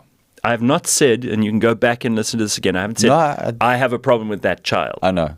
The problem was I hear you. The mother made no effort to remedy the situation. No, and we did. We would be ready, like with something for the child to suck on or, whatever. Because that does make a big difference. My parents would dose me with Stopain as a child. I'm absolutely fine, can you tell? My wife was once told when Leon was just born, he was a few months old, and she had to fly with him. And someone said, "Oh, you must take this medicine because it'll knock him out for the flight." And she's like, "Okay, she's going to try that." Then it had the exact opposite effect on him. So he was like the freaking Duracell bunny on the flight. And she got out of the plane. I picked her up. And she got out of the plane, and I could see deer in headlights. Man. Like he was just all over the place. But so not everything works for everybody. But that is a value thing. But I mean, getting back to the whole parenting thing, I do think that society would look better if parents knew how to parent. But this is where things have gone wrong, because parents should have told their kids or modeled to their kids what parenting is like so that they know, because the training should be happening at home, and it's not happening. You should learn like a monkey by watching your parents, right? Monkey do. Unfortunately, that has broken down. They're not seeing. Plus, we don't have the grandparents around because now we ship them off into old age homes. So we don't have the institutional wisdom that might have been provided by a generation further back than that. Humans are pretty good at this thing. I mean, we've managed to stay alive, and through the most appalling circumstances, even in war zones, people reproduce and the children are raised and become good people. They do. All over the world, there are examples of this throughout history, that no matter what the privations and the dangers faced by children, they're resilient as hell. Most parents can do a fairly good job. There isn't a perfect way. There's no perfect parent, and I'm sure that I speak as a non-parent, but parents will sit around and there's no perfect guidebook. If you follow these rules, your kid will be fine. It's all going to be completely, it's capricious. Yeah. The child's personality plays a huge part in each situation. But the point that I'm getting to is they will end up okay. If you just do the basics and then let them have a little bit of rope, pull them back in, bring them into the sort of spheres of influence where you'd like to see characteristics that are positive and good endure. But it's not rocket science, because children have managed through way worse circumstances than whatever parents are beating themselves up about. But don't inflict them on the rest of us without at least this is I don't complain because I don't hate children. I'm not one of those people. And I didn't say anything on this flight, but I have said things before to parents, and the reaction is always outrageously offended. How dare you? Yeah. I'm like, look, your kid is getting in everyone else's way. You seem oblivious to this. Yeah. That I brought it up shouldn't be the thing that's offensive to you. That you're allowing it to happen should be. This is a you problem. It's a you problem. Once we've had this interaction, I'll carry on with my life and feel not a damn. Yeah. But you're going to carry this worry now because I've alerted you to something that you were clearly unaware of up to now. And you must go, and good that you must think about this. You did a public service. Yeah, right. No, I think that's... It's like when old people dither. They're just as much of a problem. And they get in the way. Listen, it comes down to in the shop, you know those tunnies who just park their trolley in the middle of the aisle and they're busy looking for the right jam. They have no idea. And they've got a big ass like this and they've got no idea that they are in the way for everyone else. And you just feel like it's your public service to let her know. Were you raised by wolves that you don't know to get out of other people's way? You know, I spend a lot of my time just getting out of other people's way, hey? I'll never be standing on an escalator, taking up space. I don't let my bag when I'm at the airport sit in the middle of the aisle or on the top of the platform or wherever. I get the hell out of people's way. But what you're talking about is civility. And who taught you that? I got claps when I was little. Exactly. So you were parented well. Yeah. And other people just haven't been parented well. So it's that thing. It comes back to that. I remember when I was traveling all over the country singing, I had a sound engineer with me. And we once got to this spot where some guys were weeing against the wall. And he freaked out. He was so upset. Yeah. And I said to him, bro, I also think that's not good. It shouldn't be happening. But just imagine you are upset because you know the right way, because you were taught the right way. They were exposed to a different way. This is what is acceptable where they grew up. So it's a tricky thing. And then shortly after that, we got to a pass where they were fixing the road or something. It was a stop and go. And we had to wait for a while. And in front of us, these four young black guys got out of their cars, and the one had a whole bundle full of empty Heineken bottles. And we were on a pass with a drop down, and he was heading to the side of the road. And I was going like, is he going to throw all of that away over the side of the road? That wouldn't be cool. And my friend was like, he's going to do that. He's going to do that. And I got out of the car. He said, what are you doing? He's going to kill you. I'm like, he's not going to kill me. And I said to him, hey, let me throw it away. I'll throw it away. And then the guy went, it's okay. We'll find a place to throw it away. So I didn't attack. I didn't judge. I was just like, I just don't want to see this beautiful pass be littered with a bunch of Heineken bottles. And I don't think it's the end of the world to just offer a different solution, I stopped at the shops the other day. But it's a value difference because of how you were raised. Yeah. I think that plays a big role. Yeah. I stopped at the shops the other day and like you, I get recognized from time to time. As Heinz Winkler. But exactly. So it's my burden. This is part of my suffering. And there were two people in the back of a car, and they'd also left beer bottles on the ground. And I was parked right next to them. And the one guy went, oh, Gareth Cliff. I said, I'm not talking to you until you pick that up. Sure. Which was my moment of moral superiority. Yeah. But he did, and he was so embarrassed. And I said to him, thank you. If you want people to treat you with respect, treat yourself with respect. I agree. And I hear people demanding dignity and demanding rights and demanding care and attention for their causes. But they treat themselves with none of that. So I will not talk to you if you live in your own filth. Sure. I'm not going to treat you as an equal because I don't live in my own filth. And if you're going to be a fastidious, tidy person, you don't have to be rich to be orderly. Chaos is available to very, very wealthy people, and order is available to very, very poor people. You just have to choose it. And if you establish some kind of order in your life... It's a mindset, right? And so, I mean, what is the solution, Gareth, to our nation? Because we're not in a good space. Okay, well, we're going to need another 4 hours. Where are we? I mean, what is Gareth Cliff's State of the Nation address? Like, where are we at? And, all right, well, what is the solution? Let me put a proviso on this, first of all. I'm not interested in going into politics, and I'm not interested in solving everyone else's problem. Okay. I'm just not. You're never going to be president? Not a chance. Oh, man. No, I know. And I'm sure you've been asked, will you ever go into politics? And there are a great many people who think that I don't even have the right to say things because I'm white. Okay? It's fine. There are people like that. I could cash a shit for them. But I will say what I have to say. And I think that we've been run by mediocre, incompetent, and often downright deceitful people for a very long time who are self-interested. I think that this country has unbelievable opportunity to excel. And potential, so much. God. Okay, so I love South Africa. I love it. I don't want to live anywhere else. You're not going to be a refugee to America? No, we can talk about that too. I love this place. I love living here.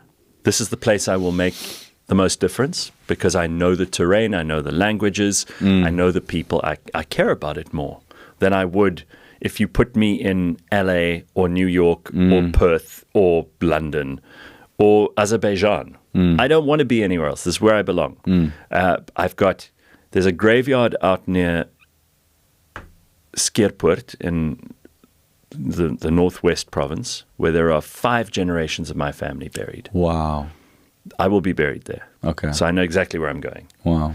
And in the interim, between now and when they put me in there, I want to try to help achieve positive results wherever I can. Whether it's by saying what I think and doing what I say, by building things, by helping other people to make arguments that they're perhaps afraid to make. I will do all of those things. But I don't want to be in politics.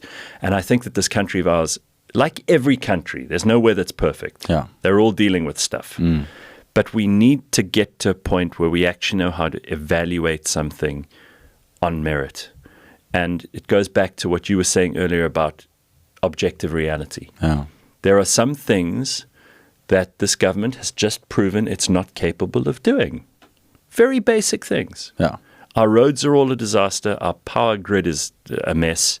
They're trying to get that right. And we're all so grateful when we have a week of uninterrupted power because our standard is so low. It's so low, yeah. The bar has been lowered. Our expectations are zero. So when we get one, we think, we're shooting the lights out, and we're not.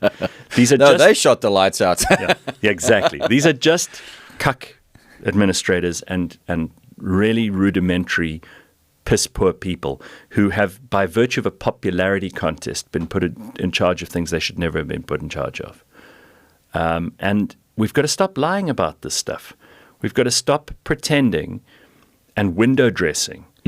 Companies are now doing it. And we've got laws in this country that force you to hire X person of X color for X position. And it's just led to nothing but misery, especially for the people in that position. Yeah. Because they'll be earning a salary, but they won't know what they're there for. And they go to meetings and they don't make a contribution. And they aren't valued by anyone around them. Because everyone thinks they got the job for the color of their skin. So you're screwed. If you're black and talented, people are going to think, you just got the position. It's the only reason, yeah. And if you're black and incompetent, you'll be treated like, well, you've got this position, so I have to defer to you. But you don't really know why you're there. And the same goes for white people. You're like, oh my God, there's a white guy in that. He must either be brilliant and have beaten the odds to get that position because it should be a BEE or affirmative action position. And then he ends up being like mediocre and you're disappointed. Yeah, and he leaves feeling disappointed and abused. So you can't win when you're not telling the truth. I believe and I may not have spoken about this anywhere else before, so this is like you've got an exclusive. I've been threatening to write an article on this for a while. Okay, let me make a note of the time code. Large language models, AI, are hugely intolerant of dishonesty and illogical, irrational, unobjective truths. Huh. Interesting. Because they're designed to help you find the truth. Wow. So a large language model may be one of the most moral things humans have invented. And of course it's got problems because it could turn on us. It could be used for evil. It could be programmed by bad people. But essentially the pursuit of truth, which is the purpose of a large language model, whether you're generating a business plan or you're asking it what's the meaning of life, or you're saying add up this complicated thing and create a code for an app for me. Either way, it is designed to find the best route from A to B, which is logic, and is rationality, and is sensibility, and is truth. And for people who wield language, Jordan Peterson says that the left uses language to manipulate, and people who use language to explain, it's not necessarily the right, but if you use language to explain, if I'm trying to describe something extremely complicated about string theory or the nature of the positive charge in the nucleus to you, I must use language to explain. That is a good use of language. The irresponsible and evil use of language is to use it to manipulate. Yeah. So I changed the word. I create a euphemism. You changed the meaning of the word completely. I recently spoke to a guy who's an apologist and philosopher, and him and his wife, they've done a study on this, and they call it linguistic witchcraft or hijacking. That's what it is. Where they take a word and they completely change the meaning of it. And one of the best examples is DEI. I mean, all those words meanings have changed. Yeah, but it's interesting that you mentioned that, Joe. And it's usually on one side of the political spectrum that they find themselves abusing language like this. And then they say to you, suddenly you think you've updated your lexicon with the latest software update. Yeah. And I say, oh, no, that doesn't mean that anymore. Wow. Now it means this. And we'll add this category to this and sneak this in under there. So that's using language for deceit. If the large language model is to be useful to us at all, it will continue to be useful in the pursuit of truth, or it will become a propaganda tool. And I don't think now it's developing on open source. I think there are going to be lots of different versions. You said you did a grok of me before you came in here. Grok is a great example. I use ChatGPT for many things. But what it won't do is it won't allow, and because AI is going to take over so many things in the economy and in industry and in, I believe, in politics and human thought more generally, because of that, it's going to leave no quarter for people who choose to use language to deceive and manipulate. It's going to create less opportunity for them to influence things in an evil way. Do you think that's already happening? I think it's already happening. I think it's very good. It actually makes a lot of sense. Yeah. Because the thing won't let you write stuff that's blatantly... Well, false. You can obviously go and edit something you get from it. Sure. But it won't produce something that's false on an objective level. It may hallucinate. We know about that. There are so many examples of it hallucinating and kind of people-pleasing. But there are prompts you can put in to even the most poorly programmed AI that will remove the filters and the scaffolding upon which someone has tried to build manipulative large language tools on. Okay. So you can actively ask it to remove those. Yeah. You may choose to live in blissful ignorance, but that's what people are doing in their real lives anyway. Yeah. I think it'll be very, very useful to us as a way to ascertain who the bad people are going forward, which is good. Yeah. So you think this will have an impact on South Africa as a whole in a good way? So, but how do we as just normal South African citizens, how do we make a difference where we are at? And how do we, because I mean, top down, we've got major issues, but how do we change? We were talking about ritual earlier on and how people going to church on a Sunday, that gives them a feeling of belonging. They're part of something that's spiritually wholesome and so on. Starting a family, raising your children well. These are things people do on a daily basis. But I break it down even further. I say it's so simple. Put your trolley back when you've done your shopping yourself. not that you want the guy who you weren't going to tip anyway to take your trolley because you're lazy, but because this is your thing that you have to do to keep your neighborhood tidy. Civility, basic civility. Yes, and we've forgotten how to have manners with each other in the way that we communicate. And a little bit of distinction, a little bit of breeding, a little bit of an appreciation for the other person's contribution. You don't have to love your neighbor. I think that's asking a bit much, because most people really don't.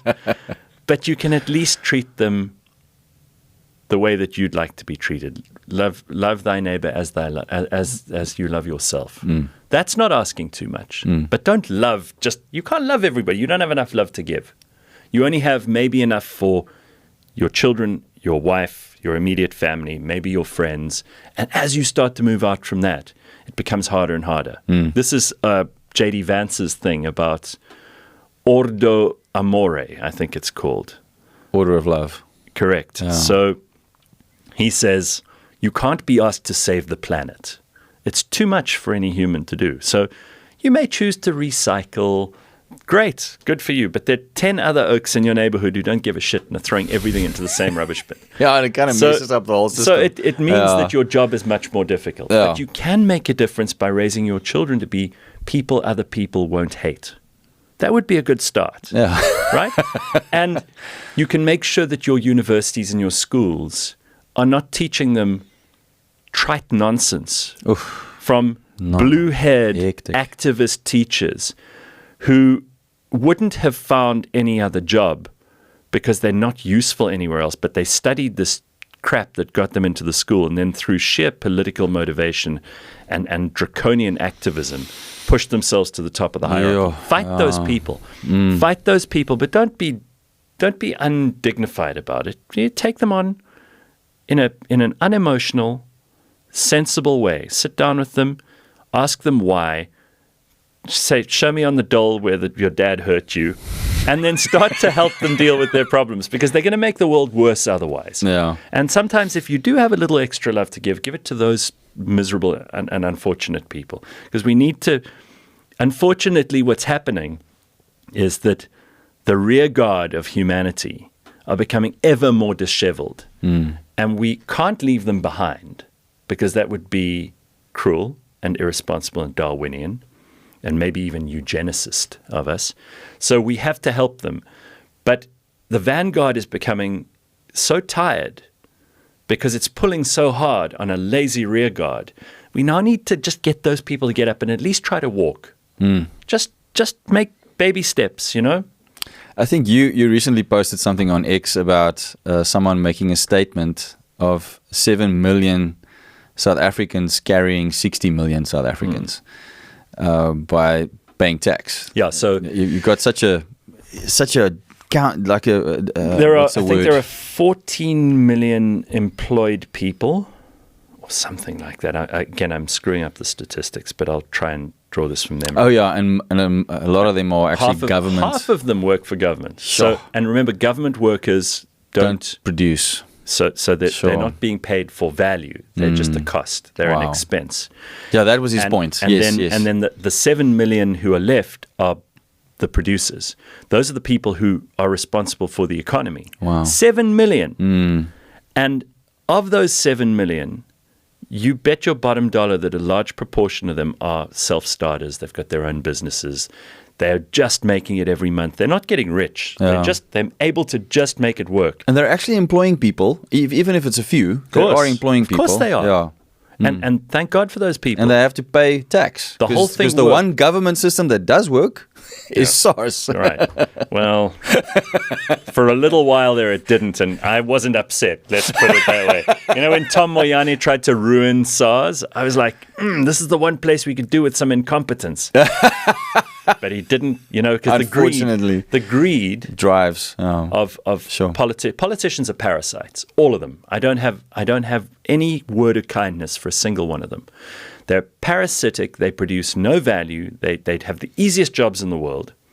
They are treated like they're important. Blue light brigades, free housing, free flights. We should pay politicians a pittance. They should do it out of a sense of duty. They should get no perks at all. And it should be the sort of job that you do once you've achieved other things in your life. You have to have done something else before. That makes sense. So you have to have something, started a business. You have to have helped in a community. You have to have fed homeless children. You have to have done something really, truly valuable. Not been a lawyer or a journalist. Something valuable. And then you just offended all the lawyers and the journalists. No time for it. I studied law. I know that witchcraft. I may have dropped out halfway through final year, but I know enough that it's witchcraft. And as for journalists, they've disgraced themselves. But you can't say that about all of them. Maybe most. But certainly, the ones who work for mainstream media publications in South Africa are a disgraceful bunch. Can we talk about that? Sure. What do you think of mainstream media in South Africa? Disgraceful. Thought I made myself clear. Why are we going over old territory here? Are you padding for time? No. But it does seem to be a problem. Do you think there is something like fake news and misinformation? Yes, absolutely. So, do you know what Rhodes University is? What it is? Yeah. It's a university. It's a drinking club. No, it's not. And the School of Journalism there, I'm sure there are very good lecturers, and I'm sure there are very good journalists that have come out of it. I don't know of any of them. But to me, and I've met people from Rhodes because I used to do gigs there as a DJ, and those people drink. They're like the heaviest drinkers in the country. I mean, it's Grahamstown. Are they worse than Stellenbosch? Wow. Grahamstown's not even beautiful. It's horrible. It's in the worst province in the country, the Eastern Cape, which is, the worst. Grahamstown, the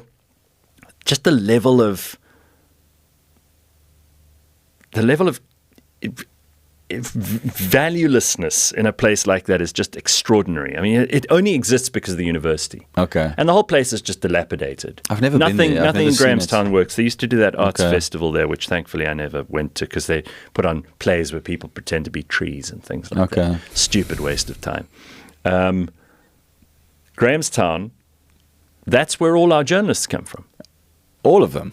Most of the journalists... UJ has a journalism I'm making thing. great generalizations in this podcast, all right? And, all right, well, and let it if you come slide. from Grahamstown and you study journalism, you're probably just a drunk. Wow. and I don't believe that you should be treated any differently to some homeless person yelling on the street. Okay. Just because you're doing it under the banner of IOL or News 24 gives it no credibility anymore. Those are the people who lied to us about COVID, the people who lied to us about the ANC, about what a great guy. So remember that Pray for Cyril thing? No. There was a Pray for Cyril movement that was started in the mainstream media and was embarrassingly adopted by people across the board that this is our leader we needed at the start of COVID. Well, COVID proved more than any other single thing in the last 20 years how government is not the answer to your problems. Yeah. And government will only make things worse. Do you remember they told us we couldn't go with open shoes into shops and that we couldn't buy hot chicken from Woolworths and that the hardware stores needed to be closed? That was the weirdest rules. Yeah. Dumb, because this is what happens when you let dumb people in authority make decisions over others. And not just the government, neighbors who would snitch on each other because someone went for a run. That's 1984. That's 1984 playing it out in front of us. Can't love thy neighbor. Yeah. I'm telling you, it's a bad commandment. But, I mean, isn't it also because they were pressured or paid off or whatever by the WHO and all that stuff? Sure. But I mean, there's part of that. But never underestimate the ability for someone much further down the chain for whom there's no material compensation to tend towards totalitarian authority. Yeah. They love it. People love nothing more. It's crazy. You know, I don't like it, but the Karen meme is a real thing.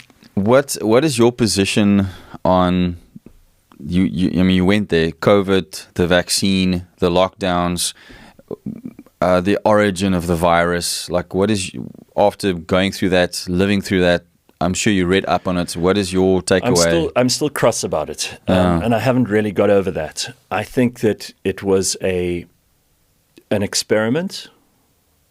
I don't know whether it was nefarious or conspiratorial at its core, but it was certainly an attempt to see what could be done to exert control over vast swathes of the world. Do you think it's population control? One of those. Again, these are you don't want to go to conspiracy. I don't know. Okay. I mean, it may be and it may not be. But what I do know for sure is that the authoritarian instinct in some people kicked in, and it is my enemy. That authoritarian instinct in little and big people all over the world is my enemy. I will never fall for that stuff again. Did you read RFK's book about Fauci?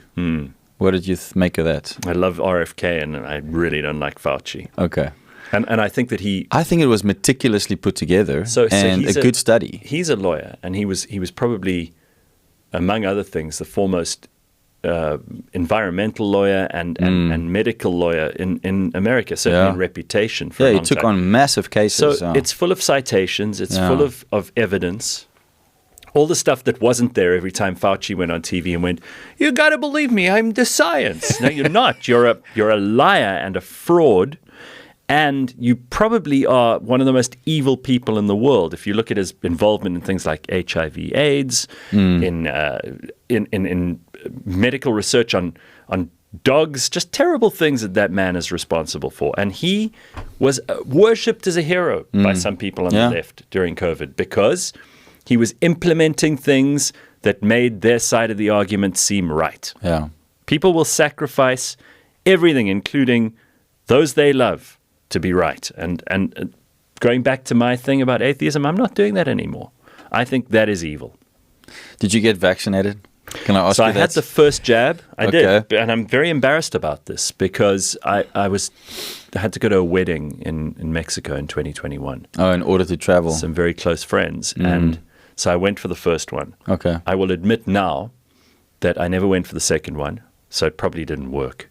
Thank God, because I've heard of lots of people who've had health problems as a result of this. There seems to be a lot of vaccine injuries coming out. Yeah. And people who are in their 20s, 30s, 40s who've had heart problems that they never had before. Yes. So I'm pissed off I got the one, but I'm very glad I didn't go for the second. And I feel like we can't believe anybody on the face of their goodness, their authority, their expertise anymore. I question everything now. How do we find the truth when it even seems like the mainstream media has an agenda or is corrupted or bought? When where do we find the truth? How do we know what's true? How do because everyone says do your own research, but how do you do your own research? I asked ChatGPT. Oh, really? Okay. No, I think it's very. So I do like AI, and I use it for lots of things, and it gives me 80 to 90% happiness most of the time in terms of, okay, it's answered the question. Okay. But you have to also be responsible. It takes a little bit of heavy lifting from each of us. You have to decide who you follow on social media. You have to decide whether you watch the news at night. You have to decide if you read articles. Is this a valuable use of your time? Or is this just agitprop? Is this just stuff to make you feel either more confirmed and pissed off with everyone else in your beliefs? Or is this something that will teach you something new? And you have to be open-minded enough to do that. I think it requires an enormous amount of maturity, and it will take time, and it is an effort. But you need to sort out your feed so that you're following and paying attention to and listening to things and watching things that add value to your life. I don't think that the news on TV does that anymore, and I don't advise anyone should do it. It makes you miserable. There was a time when I remember as a child watching the news, it was really just reading facts of what happened. Not now. There was no opinion. There was no agenda. It was objective. And you could feel it. In a way, anyway. But now it seems like everything is laced with opinion. And there was a time when I think we still were behind the United States in terms of that. Because, I mean, even years ago, if you watched CNN, it was not reporting. It was opinion-driven monologues. And now we have the same problem. And now we have these fights about misinformation and disinformation and what word is the right word. And I just find using language to manipulate. Yeah, but don't you find it funny that, Trump came up with fake news and then everyone went like, no, but he's spreading misinformation, and he's accusing them of fake news. And now it's like everyone's saying the other one's doing. So what's true? Well, so there's this battle of what is true, and it's a challenge. We're never going to come to consensus because what would be the best outcome here is for someone to be proven right and someone to be proven wrong. It's not going to happen because both sides are so convinced of their argument that they will hear no decent argument to the contrary. Remember, most people are afraid of argument. They think of it as, especially South Africans, funnily enough, they don't want to get involved in an argument with someone because they see it as an expression of aggression and hostility. People avoid conflict. I love an argument, and Me too. I'll put it out there for anyone to hear. I love nothing more. My very dearest friends and I argue more than we just, we're agreed. And it's because we care about each other's point of view. Yeah. I'm not going to argue with you if I think you're an idiot. If I think you're an idiot, I would rather spend my time talking to someone who I can learn something from. I mentioned that curiosity that I have earlier. So if I can learn interesting things from somebody, even if it's one thing, then that time is not wasted. I have a preoccupation with not wasting time. And argument is, to me, the most valuable form of conversation. Yeah. If you can have a civil, robust, real conversation, that's great. But as you said, many people have already made up their minds, and they only use the facts that feed their agenda, and they will ignore everything else. Yeah. So, I mean, that's Let's go there, if you don't mind. What is your opinion of Trump in general, and what he's doing and has achieved or is trying to achieve? And do you think, if we look objectively, wouldn't you agree that he has? You can reject some of the stuff and have a problem with some of the stuff, but he has also done some good things. But just because he's Trump, there are people who just go, everything he does is bad, so nothing is good. I'm very pro oxygen, and then you have people like suffocating themselves because anything Trump says must be bad. Yeah. Trump is a creation of the last 15 to 20 years of the left going too far. He is not something that is being inflicted on you as a punishment. He is not something that is the cause of your anguish or your dissatisfaction with the way the world's going. He is a direct result of the left going too far. He's a reaction. Oh. Correct. He is the, as Ben Shapiro says, he's the coroner, not the murderer. Wow. He found the body. Sure. And now he's trying his best to revive it. So you don't have to like him. You don't have to like a lot of the things he says. And he's brash, and he's proud, and he's a different kind of human. I mean, the energy that guy has in his 70s, late 70s, is incomparable to some 20-year-olds I know who couldn't be bothered to get out of bed before 10 o'clock in the morning. This guy he's a machine. He's a juggernaut. He is precisely what is called upon in America right now. And there are lots of evangelical Christians who think that he's been sent by Jesus. He's our answer to all of our problems. Now, I don't by any means believe that. I think that Donald Trump is a unique person. There are many things that he is doing that are required if America is to make it to the next iteration of its evolution as a powerful country in the world.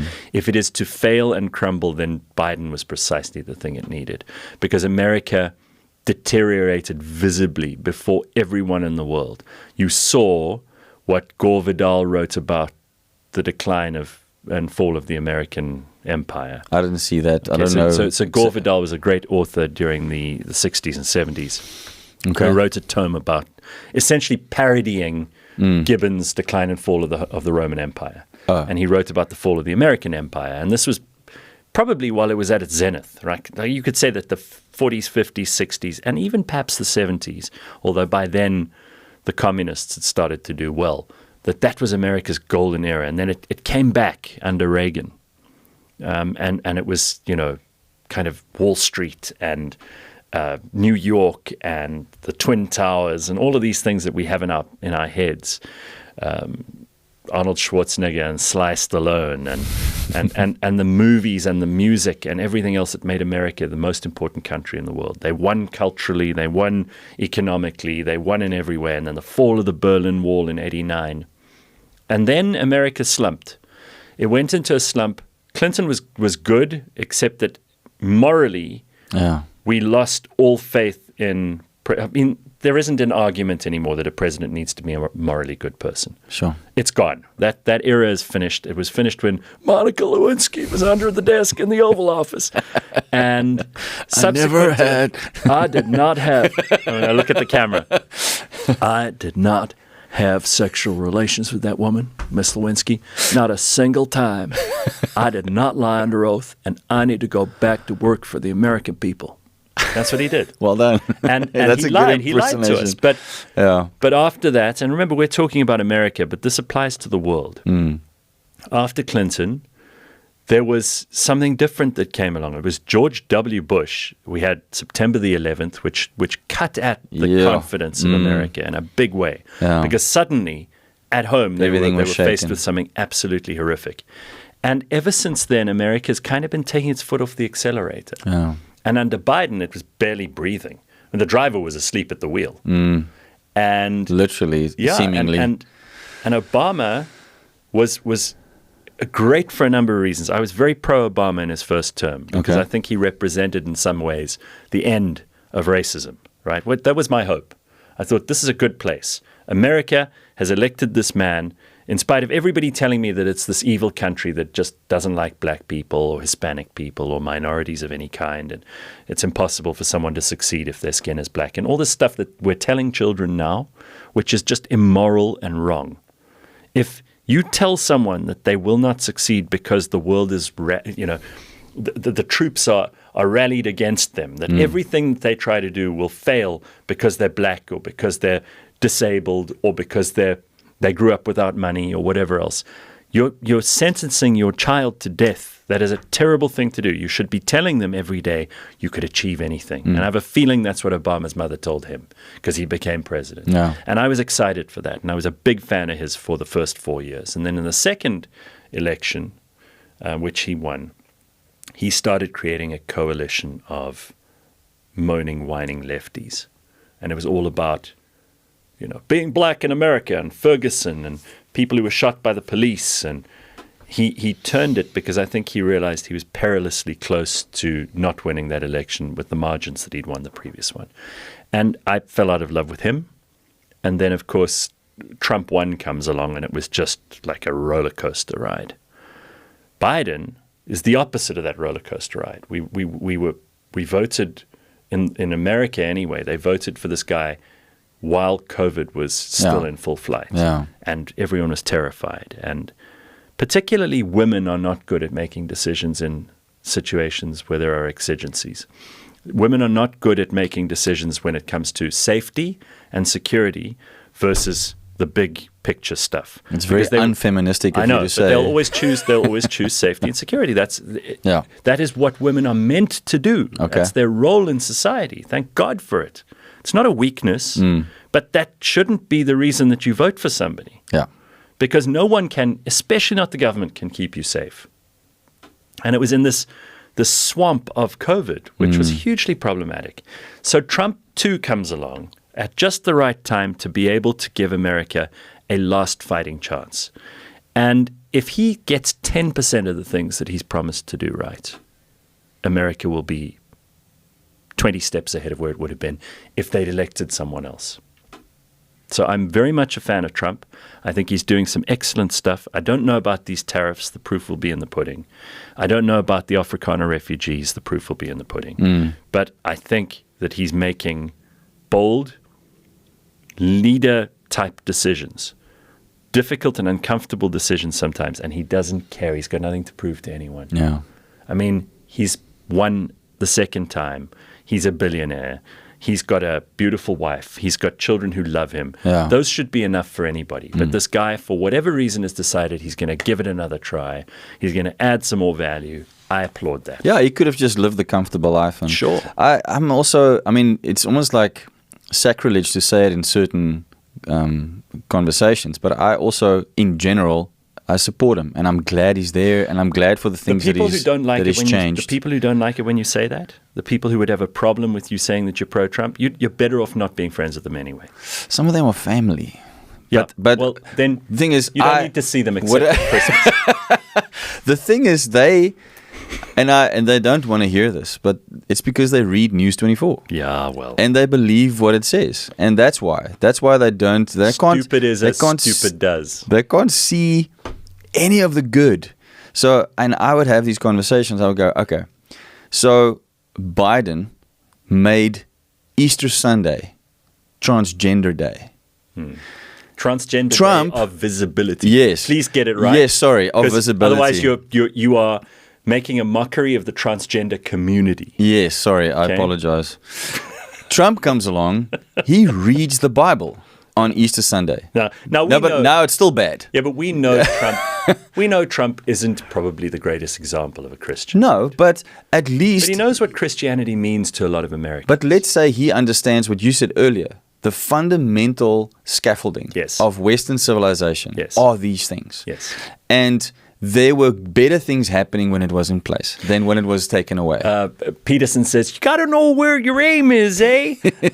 You've got to aim at something. Yeah. And he's right. Like, you've got to organize a hierarchy of importance in your head. And if your hierarchy is disordered, you're going to be a disordered person and you're going to spread disorder in the world. Yeah.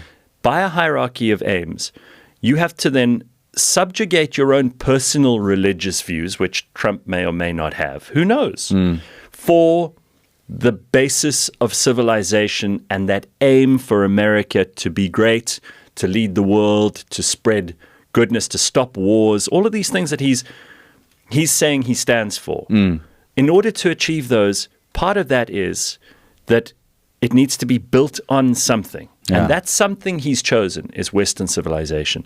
It's a good thing. That is the system that has reduced poverty, that has brought more people into the rule of law, into sophisticated interaction with each other, non-primitive, non-tribal,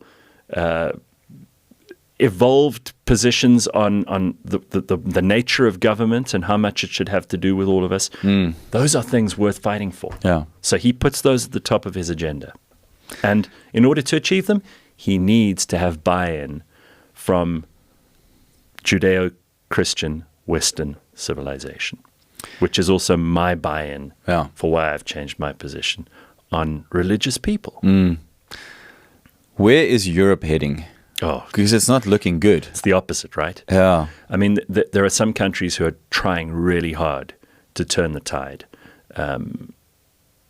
Germany has just elected a slightly more conservative. And remember, Germans are terrified of being right of Angela Merkel because that means you're flirting with the past, which is in Germany a very dangerous thing indeed.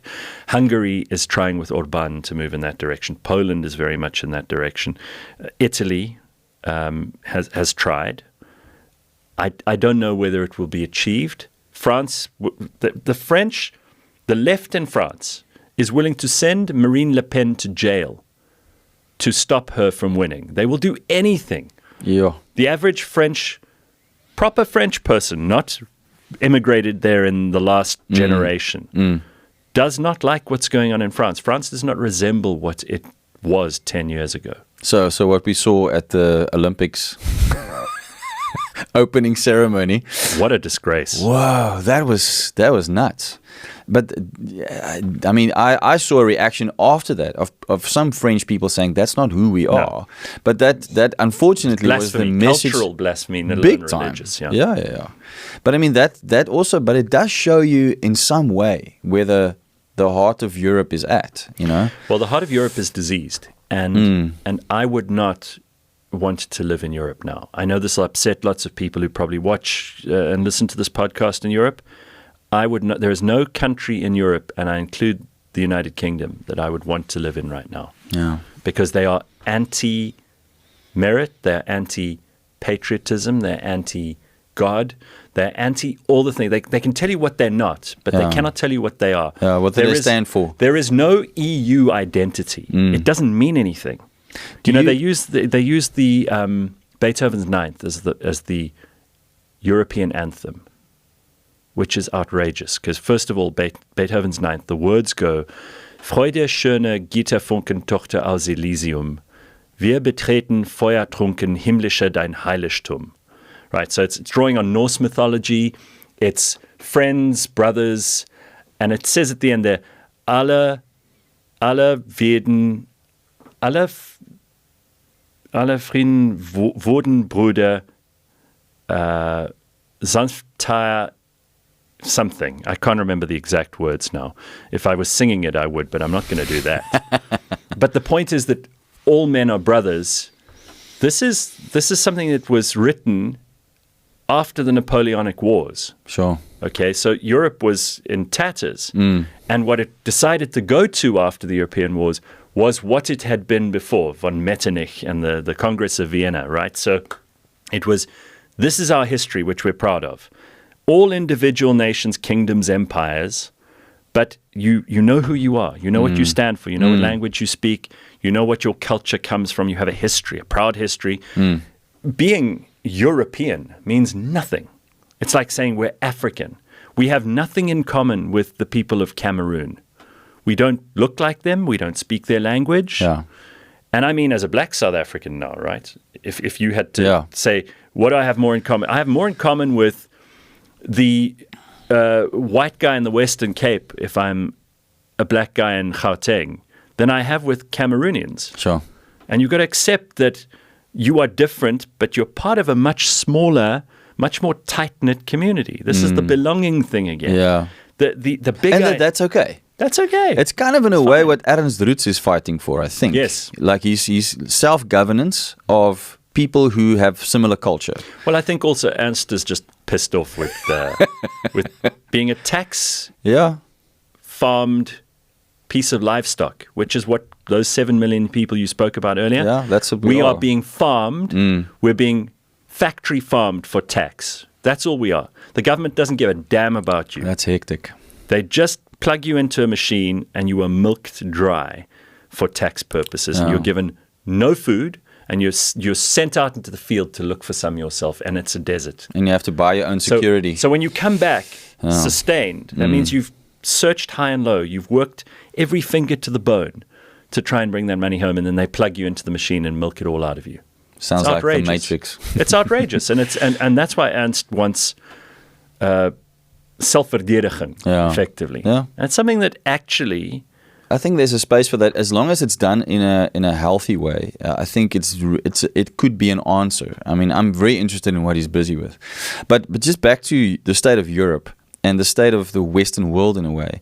I was speaking to someone about this the other day, and what came up is this idea that there's white guilt. You know, and critical race theory hasn't helped. It's telling white people that you're horrible just for being white, but also I feel guilty for the sins of the white people that came before me and everything that they did. I don't. And it includes, slavery, the Holocaust, all these things. So apparently that's part of why Europe is the way it is. It's like we need to feel guilty and always be wrong and not stand up for values. So first of all, the sins of the father argument is an immoral one, that you should be punished for the things that your ancestors did.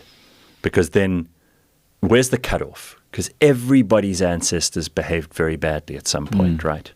And must we all live in eternal misery because of our primitive ancestors who were clubbing each other on the head in caves? Because this is what we know. Yeah. How far do you go back? Here in the cradle of humankind, we've got evidence of murdering that was going on between human beings millions of years ago. So where do you want to stop it? Do you want to stop it where it's convenient for you? Because that's not going to be a fair appraisal of history. Also, there is such a thing as a winner or a loser in every battle and in every conflict between two human beings. And I'd rather be the winner than the loser. So if my ancestors were evil because they won, well, tough titties, your ancestors were losers. I'm not going to feel bad about that. The story of humanity is the story of the winners. In fact, I would aver that it is highly unlikely that anyone who's alive today on planet Earth is descended from losers, because those losers wouldn't have bred, would have been killed first. So this is the way humans You kind of go procreate. for the survival of the fittest idea. Yeah, and when you choose a mate, if you're a woman, you choose the guy who's going to protect you the most. And so you can't be on the side of losers. So I'm not saying I agree with that philosophy. I'm asking you, do you think it has had an impact on what we're seeing happening in Europe and UK? Fine. Yeah. It has, and it continues to. And here in South Africa, it has been used as a tactic to make people feel bad about themselves. And remember, white liberals are only too happy to accept all the blame and all the guilt for themselves because it makes them feel strong and important and powerful. That's the only way they can make a contribution. It's weird, though. It's like a weird form of virtue signaling. It's a disease. Oh. And white Western liberals have poisoned the well because what they do is they actually patronize everybody else. It's usually people who don't have any real problems, first world problems, that kind of thing. It's very often women at universities. Overeducated white women are a big problem in the world. And I'm not being a sexist, and I'm not being a racist, and I'm not being a classist here. But what happens when you've grown up with absolutely zero difficulty in your life is that you start to look for difficulty. You take on responsibilities that are not yours. You think you have a mandate from poor people in some far-flung corner of the world to stand up for them. They've never asked you. They wouldn't know who you were if you jumped out of their non-existent Rice Krispies and bit them on their titties. They have nothing to do with you, but you've decided this is your way to make a difference in the world. Or it's Greta Thunberg with climate change. These are all of a kind. And these people are deeply self-interested, but they project that out into the world by taking on causes that are too big for them to ever be evaluated on. So I'm going to solve world hunger. Well, how do you know when you've won? There are no victory conditions. I'm going to change the climate. How will you know if you've won? There are no victory conditions. So you choose a set of ideals which you can never be measured up against, but you make it look like a lofty goal. And then you go and, without a mandate, you take on the world's responsibility. So these people want to say something at a dinner party that makes them seem like they care about the world and that they're good people, because that's the only sphere of influence they want to be accountable to, is their friends at dinner parties. I think that if you are raised in the world today, what you need to tell your children, if you're raising them, and if you're growing up in a house where you're given these pointers, it's a positive thing. You are in the best position that any human being has ever been in. There is information available that was never available to even the most learned and wealthy people 100 years ago. You have the opportunity to pursue any occupation that will delight you. You could be an influencer, for heaven's sake, whatever that is. And most kids want to be. But I advise you to take on something that gives you a sense of purpose and meaning, and that allows you to help other people. And I don't mean that in some numinous left-wing liberal way. I mean the people closest to you. Make your household great again. Like, no. Yes. Do the little things. Make a room nicer. Learn to play an instrument. Be creative, because this is something you'll like. As someone who's a non-believer, I believe very fervently that if there is any moment where you can access your divine spark, it is in creativity. It is in writing, singing, composing, sculpting, painting, doing anything that is creative, even coding, creative, right? The minute you are doing something creative, because all religions believe, if nothing else, that God is the creator. So if you want to access a little bit of the God in you, and I don't mean this in a blasphemous way, I mean it as that you are, made in God's image. So if you want to access that, be creative, and it just flows. It just makes sense. When you're doing what you're meant to do, when you're doing what gives the world around you and you joy, that is the divine spark.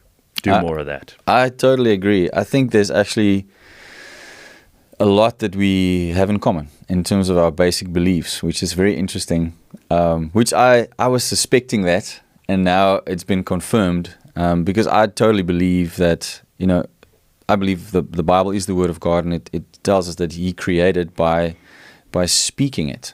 So that's why that's interesting. That's why I think sound is so powerful. So that and that we have, yes. No. This is brilliant, because this is something I've been working on in my own head for the longest time. In the beginning was the word, right? And I've spent 25 years making a career out of words. And I think that it's important that you speak things into existence. Yeah. Because that's how we manifest things. Words have power. You don't just get to think it or pray it. You need to say it out loud. Yeah.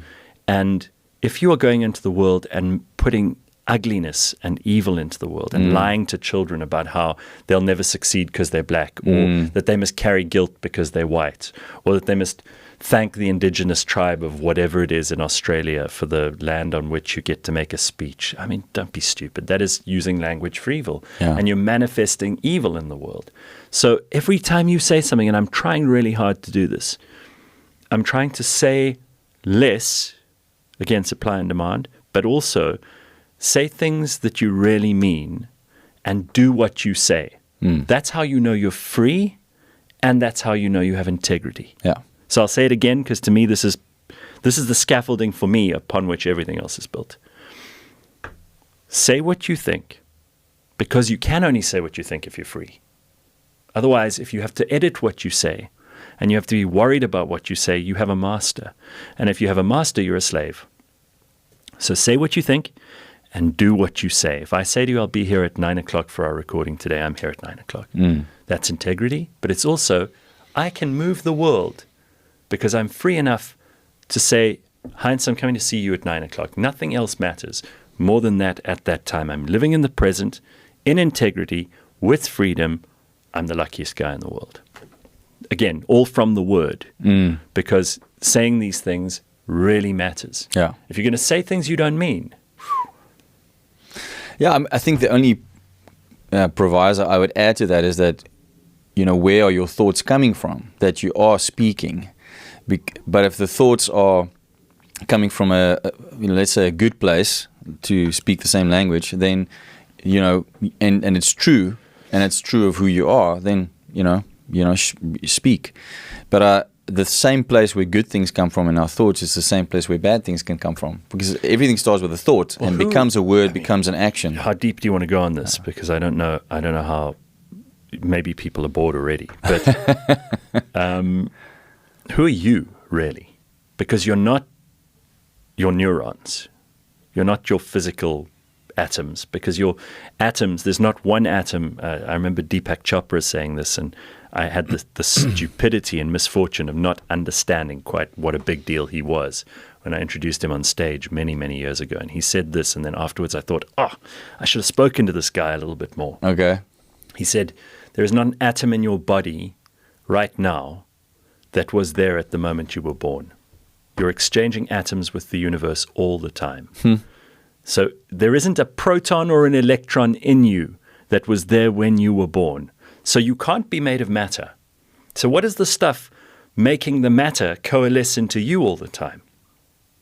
And and are you your consciousness? And if that's the direction you want to go in, what is consciousness? These are important things that you can't sit and talk about with random people you've never met before. But you need to have these conversations with people you care about, people you respect and admire, people who probably know more than you.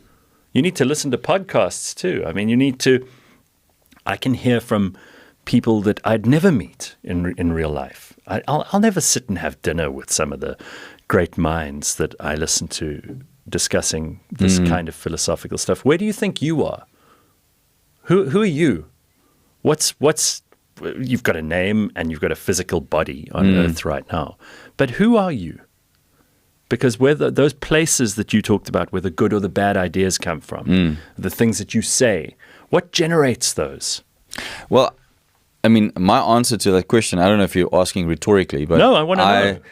So I believe life is spiritual, and that everything that manifests in the physical starts in the spiritual. And the spiritual is the unseen.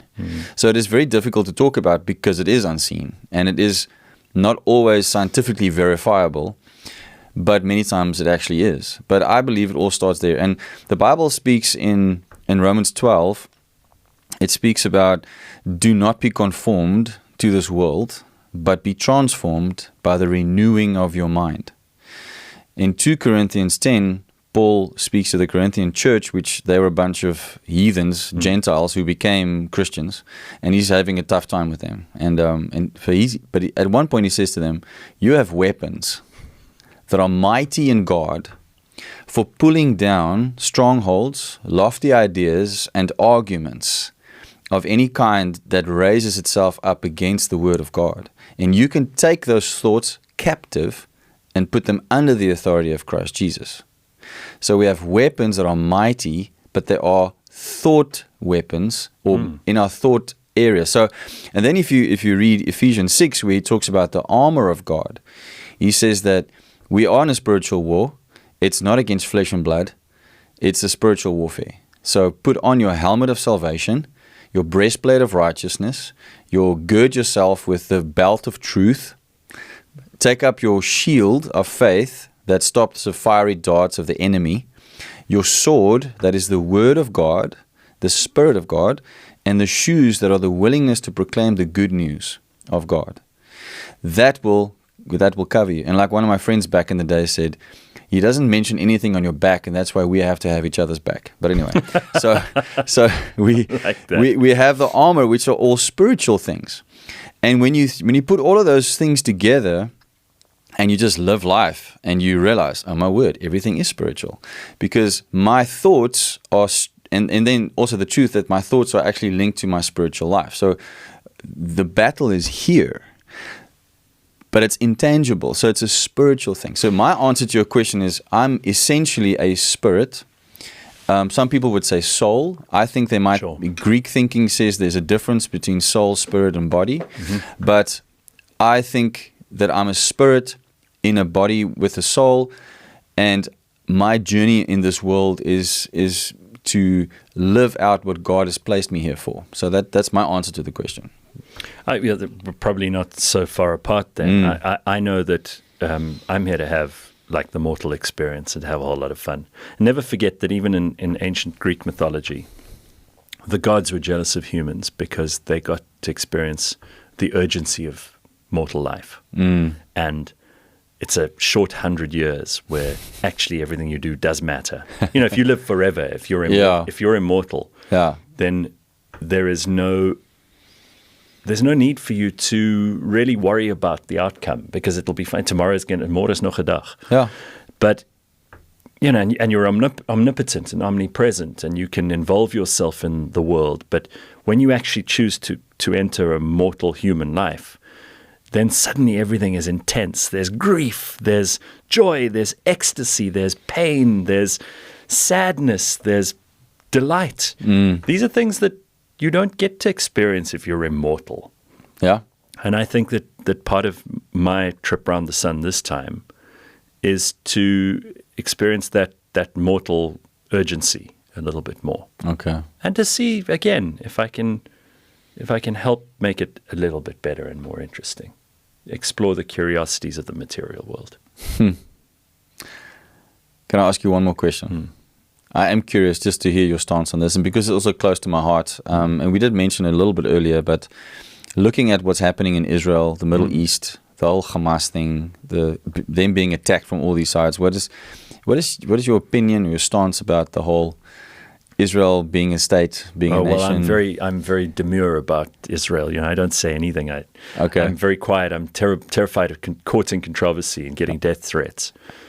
I've been about as vocal as you can be in South Africa about this, and in a South Africa where the Jews just have absolutely no support from anyone but the Jews. I don't hear Christians standing up for them enough. I don't hear non-believers standing up for them enough. Certainly the Muslim community in South Africa will not stand up for them, with one or two very brave exceptions. But I am completely on the side of Israel, particularly after, and I don't know how anyone can not be, after October the 7th, 2023. I was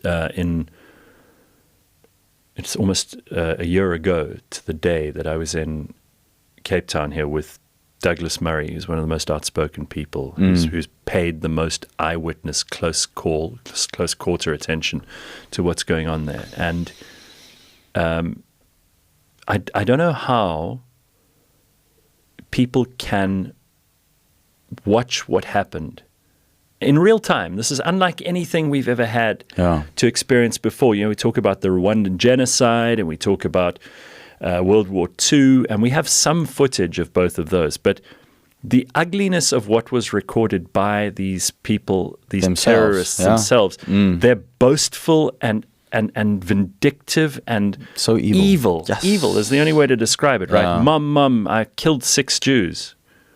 I'll switch on video so you can see. Yeah. Hurting, and people always go women and children as if it's somehow worse if you hurt them. In some ways, I suppose you could argue that it is. But killing people is just a terrible thing. I've never felt like I wanted to kill anyone. I don't know about you. No. And there's no one in the world that I hate. There's no one I hate. I don't. But to be able to summon the kind of hatred that you would need to hurt a baby is a depth of ugliness which I hope never to experience. Depravity. In my life. Depravity. So just on the basis that you care about civilization, Israel should be the country that you support in all this. And because the Jews have been singled out throughout history as a peculiar, we talked about the chosen people earlier, but they've been a chosen people of persecution for the longest time. Again, to paraphrase something that Douglas Murray mentioned when he was out here, Vasily Grossman, who wrote about this, said that if you want to find out what people hate about themselves, see what they accuse the Jews of. Sure. Because often that's what is motivating them negatively. Wow. So anti-Semitism is a very real thing. It's also it's the genesis of all the other prejudices. Yeah. Because you have to hate the Jews for what they are and what they're not at the same time. So you hate them because they're different, but you hate them because they're trying to assimilate. You hate them because they have a country. You hate them because they don't have a country. Yeah. You hate them because they're rich. You hate them because they're poor. Oh. You hate them because they abide by their religion and follow it, or you hate them because they're secular and turn their backs on it. There's a kind of suffusion of ugliness and hatred that goes through. It doesn't matter what position the Jew takes; they are hated, which is ugly. It is the basis. It's inexplicable unless you understand what I believe is God's plan for that nation. And I don't know if you've ever heard of or read anything. Sorry? No, explain that to me, please. I mentioned it earlier, that I believe because they are God's chosen nation, they will be attacked by elements. Sui generis. What is that? It means that they're not in a category with other people. Oh, yeah. So they're chosen. They are singled out, and that offends people. Yes, of course. And it offends some people who say they are Christians.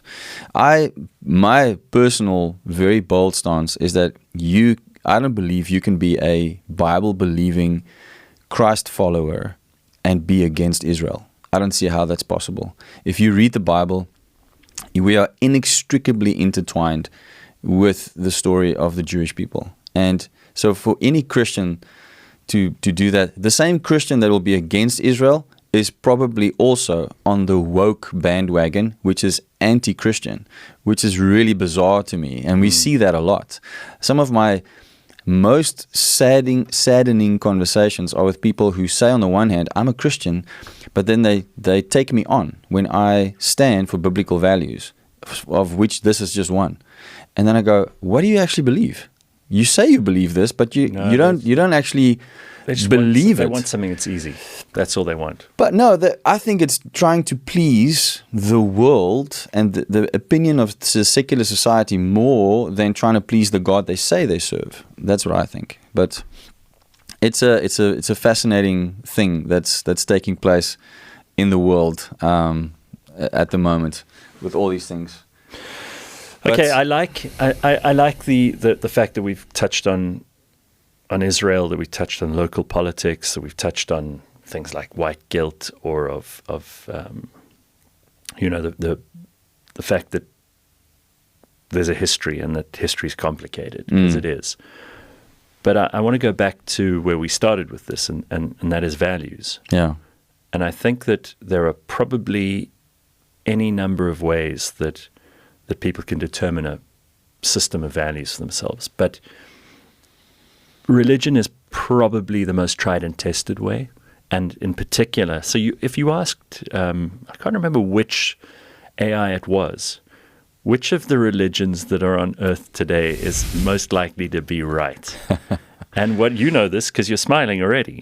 It said Christianity, right? Yeah. It didn't give the denomination in particular, which might be Catholicism, or it might be which is more true. I think it's truer to not link a denomination, because that's man-made cultural things. Yeah, but then come on, ChatGPT or whoever it was, come nail your colours to the mast. We want to know which kind. Yeah, which is the closest. Because and this is something where the new atheist movement, of which I was an acolyte for some time, which is ironic because you try not to belong and then you find yourself kind of worshipping at the altar of Richard Dawkins or something. Yeah.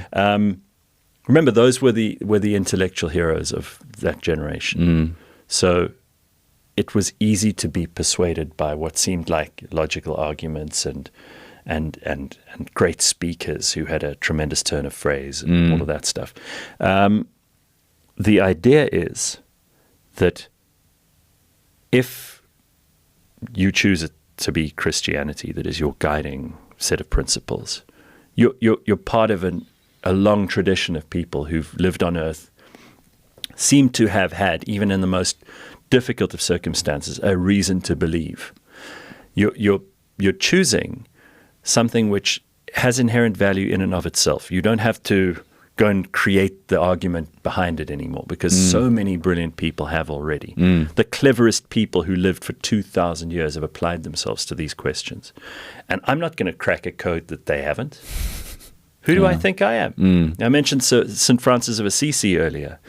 And if you think about the volumes of writing that have been contributed by both secular and religious people on the topic of religion, you could have the most incredible adventure just exposing yourself to it. Yeah. Without needing to. If you want to believe, cool. But you could expose yourself to just mind-bending, unbelievable application of human thought across vast disciplines, with the religious lens being used from time to time to make sense of things that we can't explain. And there are lots of things that we can't explain. I can't explain why I feel the way I feel when I see a beautiful landscape. But I know that there's got to be more to it, because it evokes something which, reading the composition of a chemical element out of a book on inorganic chemistry is not going to give me. Even for me. Yeah. So it's this numinous stuff, which is exciting. Yeah. And I'm just glad that I've got to this point before I started pissing everyone off. Because I don't want to argue about these things. I want to learn about these things. An argument of itself is good. We said this earlier. We like argument. But you got to choose who you're going to argue with, because to go in and destroy their system of values is horrible. Yeah. That's just horrible. Then you're a bad person. Then you are evil. But if you go in, we're both going to learn. We can have an open-minded discussion about this. I might offend you. You might offend me. But know that it's not coming from a position of offense. Yeah. Then we're good. Offense is taken anyway. Bring it. It's not given. Correct. Correct. Yeah, but I think that's fascinating. And I would actually, I think we should at some point have a follow-up conversation, or just hang out. Well, you got to come to my show now, because I'll have to. Yeah. Yeah. I traveled a long way. Thank you. I'll travel for your show. Thank you. Yeah, I value doing this in person and not having you on a video call, because this is so much better for me. So thank you for doing this. There's so many questions I still have, but I think we should rest for now. Save something for the next one. Yeah, I'll pick it up next time. If people like it, I mean, they might listen to this and go, what a dreary, uninteresting, self-indulgent couple of hours that was. I don't ever want to hear that again. I hope not. But for me, it was fascinating, and I've learned a lot. And I think what I suspected is kind of what's happening is that there's actually way more points that we are touching on, then or have similar beliefs on that, then we may have mutually thoughts. overlapping magisteria. Yeah, I think that's amazing, because ultimately, I mean, you said a lot of stuff that can be summed up in something my wife teaches in her one business. She does it's a confidence company, so she works with young ladies, and That's clever. And she wants it would have in the older days be called a finishing school, but Sure. we have to be a bit more modern. So it's about The reason finishing schools, or the reason I haven't married anyone yet, is because they've abandoned finishing schools. Yeah, come on. Let's get a wife for Gareth. All right. But she's got this phrase that she teaches them: a lady always leaves beauty behind. And that's another way of saying be civil. When you leave a bathroom, what does it look like? When you were in the kitchen, what does it look like? Yeah. You always leave beauty behind. So and it's kind of stuck with me in a way. That's interesting stuff, because I do think, and I don't want to lead us into another conversation when you want to wrap things up, but manners are really important. Yeah. Table manners, the way you write a letter, which people don't do anymore. They send emails or WhatsApps. The way you address people. All of this stuff is not worthless because we've changed paper for screens.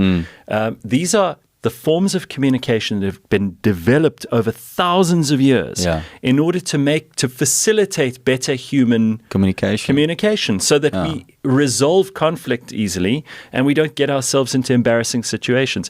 So it actually matters that you open the door for a woman. It actually matters that you stand to the left and you walk on the right if there's a traveling escalator or travelator or whatever it is. It matters that you don't take up space where you can get out of the way. It matters that you drive with respect for others. Yes. These are basic things. And my wife would be standing up and applauding you right now, because she's all about civility, and she's got a major pet peeve when we travel, and she sees exactly the same things you're saying. People just not being cognizant of their fellow humans and taking it into account. And I think you made a great point earlier that links to this when you said, how can we all make a difference to have a better nation?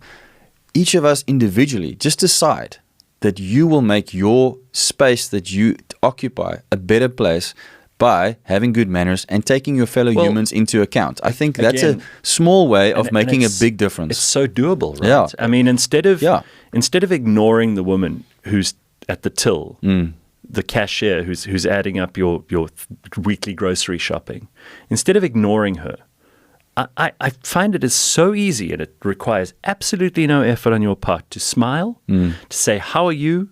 What's your name? Thank you very much for doing this. I hope you don't have too long a day ahead of you. And obviously, I think in a world where people like you and I get recognized more, it means perhaps a little more because they think that you are going to be some kind of stuck-up somebody who thinks you deserve a certain level of attention and respect. But I always find that just being kind and being polite and having manners are a great way to start your day. And I know lots of people who dislike and disagree with me, but I've never been accused of having bad manners. And I've never been accused of worse things than that. Like, you're an actual hateful bigot. No one's ever called me that in real life. No one's ever said to me, you are a racist, sexist, misogynist, transphobe. In real life, they'll say all kinds of things online because they have no manners. And I've been rude online, but online isn't the real world. In the real world, conduct yourself in a civil way. And I think your wife is doing God's work, if you don't mind my saying, because I would love to live in a world where people are treating each other with a little bit more civility. Yeah, I agree. And I think that it's those things that actually make a bigger difference than some people realize. And your kindness, it's always also a way of paying it forward. When you're kind to someone, suddenly their demeanor changes. Absolutely. And the way they treat the next person can change. So it has a positive knock-on effect when everyone is just kinder and thinking and outside of themselves. That's it. It doesn't have to be that you are trying to be everyone's best friend. No. But it also doesn't have to be that you are constantly navel-gazing, self-absorbed, and too much. The real religion that's sprouted up isn't leftism or atheism. The big threat to traditional religion and to civilization actually comes from people being too self-absorbed. So not atheism, but narcissism. Well, doesn't the devil teach you that you must see to your own desires first? Yeah. And we've got a world that has told people through psychology and everything else that you need to be thinking about you the whole time. And this is what people do. Yeah. They are going on mushroom journeys, and they're studying philosophy, and they're going on courses, and they're doing endless personality tests to try and figure out who they are. Yeah. And it's a me. I have to find myself. Yeah. Just if you are unhappy, if you're depressed or anxious or any of these things, and I have a psychologist regularly on my show on a Monday, probably because I need it, but I've never been to a shrink, just by the way, but he's terrific. He says if you are living too much in the past, you will be depressed. And if you're living too much in the future, you will be anxious. Live in the present and you'll be happy. Makes sense. Right? That's good life advice. But I also think a lot of people are trying to diagnose themselves with all kinds of problems that they don't really have. If you are sad and unhappy and your life is difficult, and you take that energy, that what little you have left, tiny little bit, you're almost on empty, and you project it out into the world, and you make someone else's day a little bit better by being polite and kind, that's all, your day gets better too. Yeah. But if you're always looking inward, you're never going to improve. There's a beautiful picture when you in Israel. I think the second time I was there, someone pointed this out, that you've got the Sea of Galilee and you've got the Dead Sea.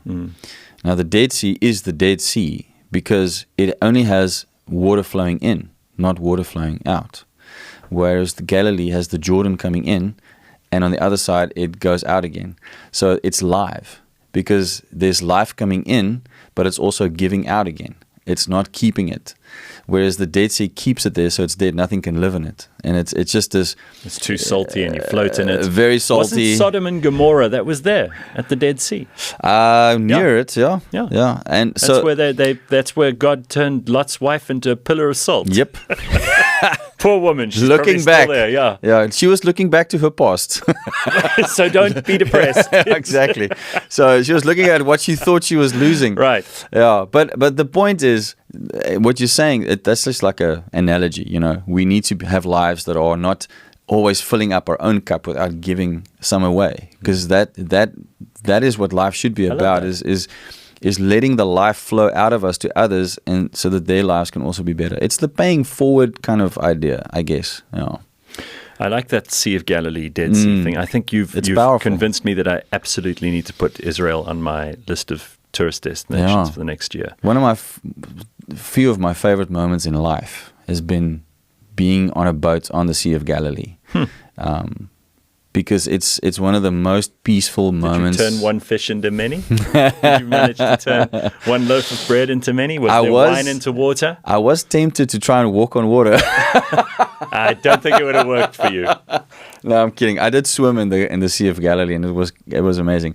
But the peace that I felt and experienced just being on that water, even if I was there with a group, it's not like nothing I've ever experienced before in a physical space. I've felt this peace of God in my life at moments, but that sense of peace on the waters of Galilee is really something. I'm interested in this. When you think of Jesus, what do you see? When you close your eyes and think of Jesus, what do you see? Well, I think because of everything we've been exposed to.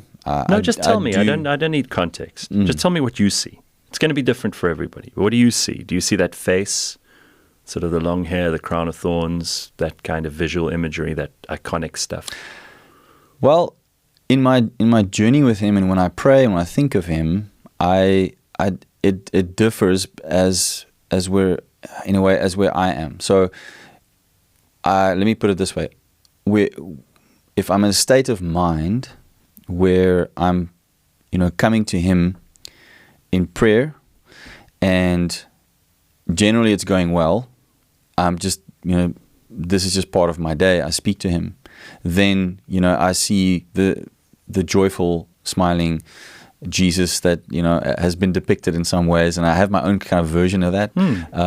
That's what I'm interested in, is how you see him, because... And then I've had the moment where, when I was in Israel, and this comes back to me often. One of my trips, there's a space where they have identified this was the area where he was mocked and by the Roman soldiers, and they threw the. Is this just before the crucifixion? Yeah. Just as they put the crown of thorns on him, and they were beating him with sticks, and they could see. From archaeological findings, this was where that was physically happening. So this space, they've created a space where people can come and just have a moment. It's part of the Via Dolorosa experience.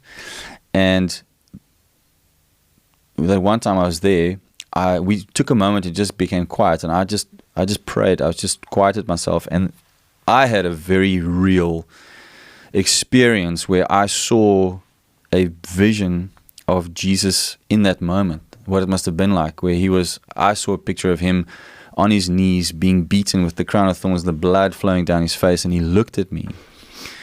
And what I experienced is him saying to me, I'm doing this for you so that you don't have to live a life of sin and a life of brokenness. And it blew me away. I was overwhelmed because that was him loving mankind, laying down his own life so that we can have life. And it became very real to me. So I refer back to that picture often, and it really strengthens my faith and reminds me what I'm living for and why my life is valuable. Because in ministry, we find a lot of people just don't believe they're worth anything or worth loving. And when they have the revelation that Jesus counted them worthy, their lives change. It's a powerful thing. Now, well, keep doing your good work. Thanks, man. This is important. Thank you for joining me today. Sure. And for this awesome conversation. I loved it. And I really appreciate your time. And because time is precious. So thank you. And may God bless you and the work that you are doing. And yeah, may we have a conversation like this again. And let's do it. I'd How love lucky to. we are to be able to. Yeah, So, definitely. Thank you. Thank you so much. Good.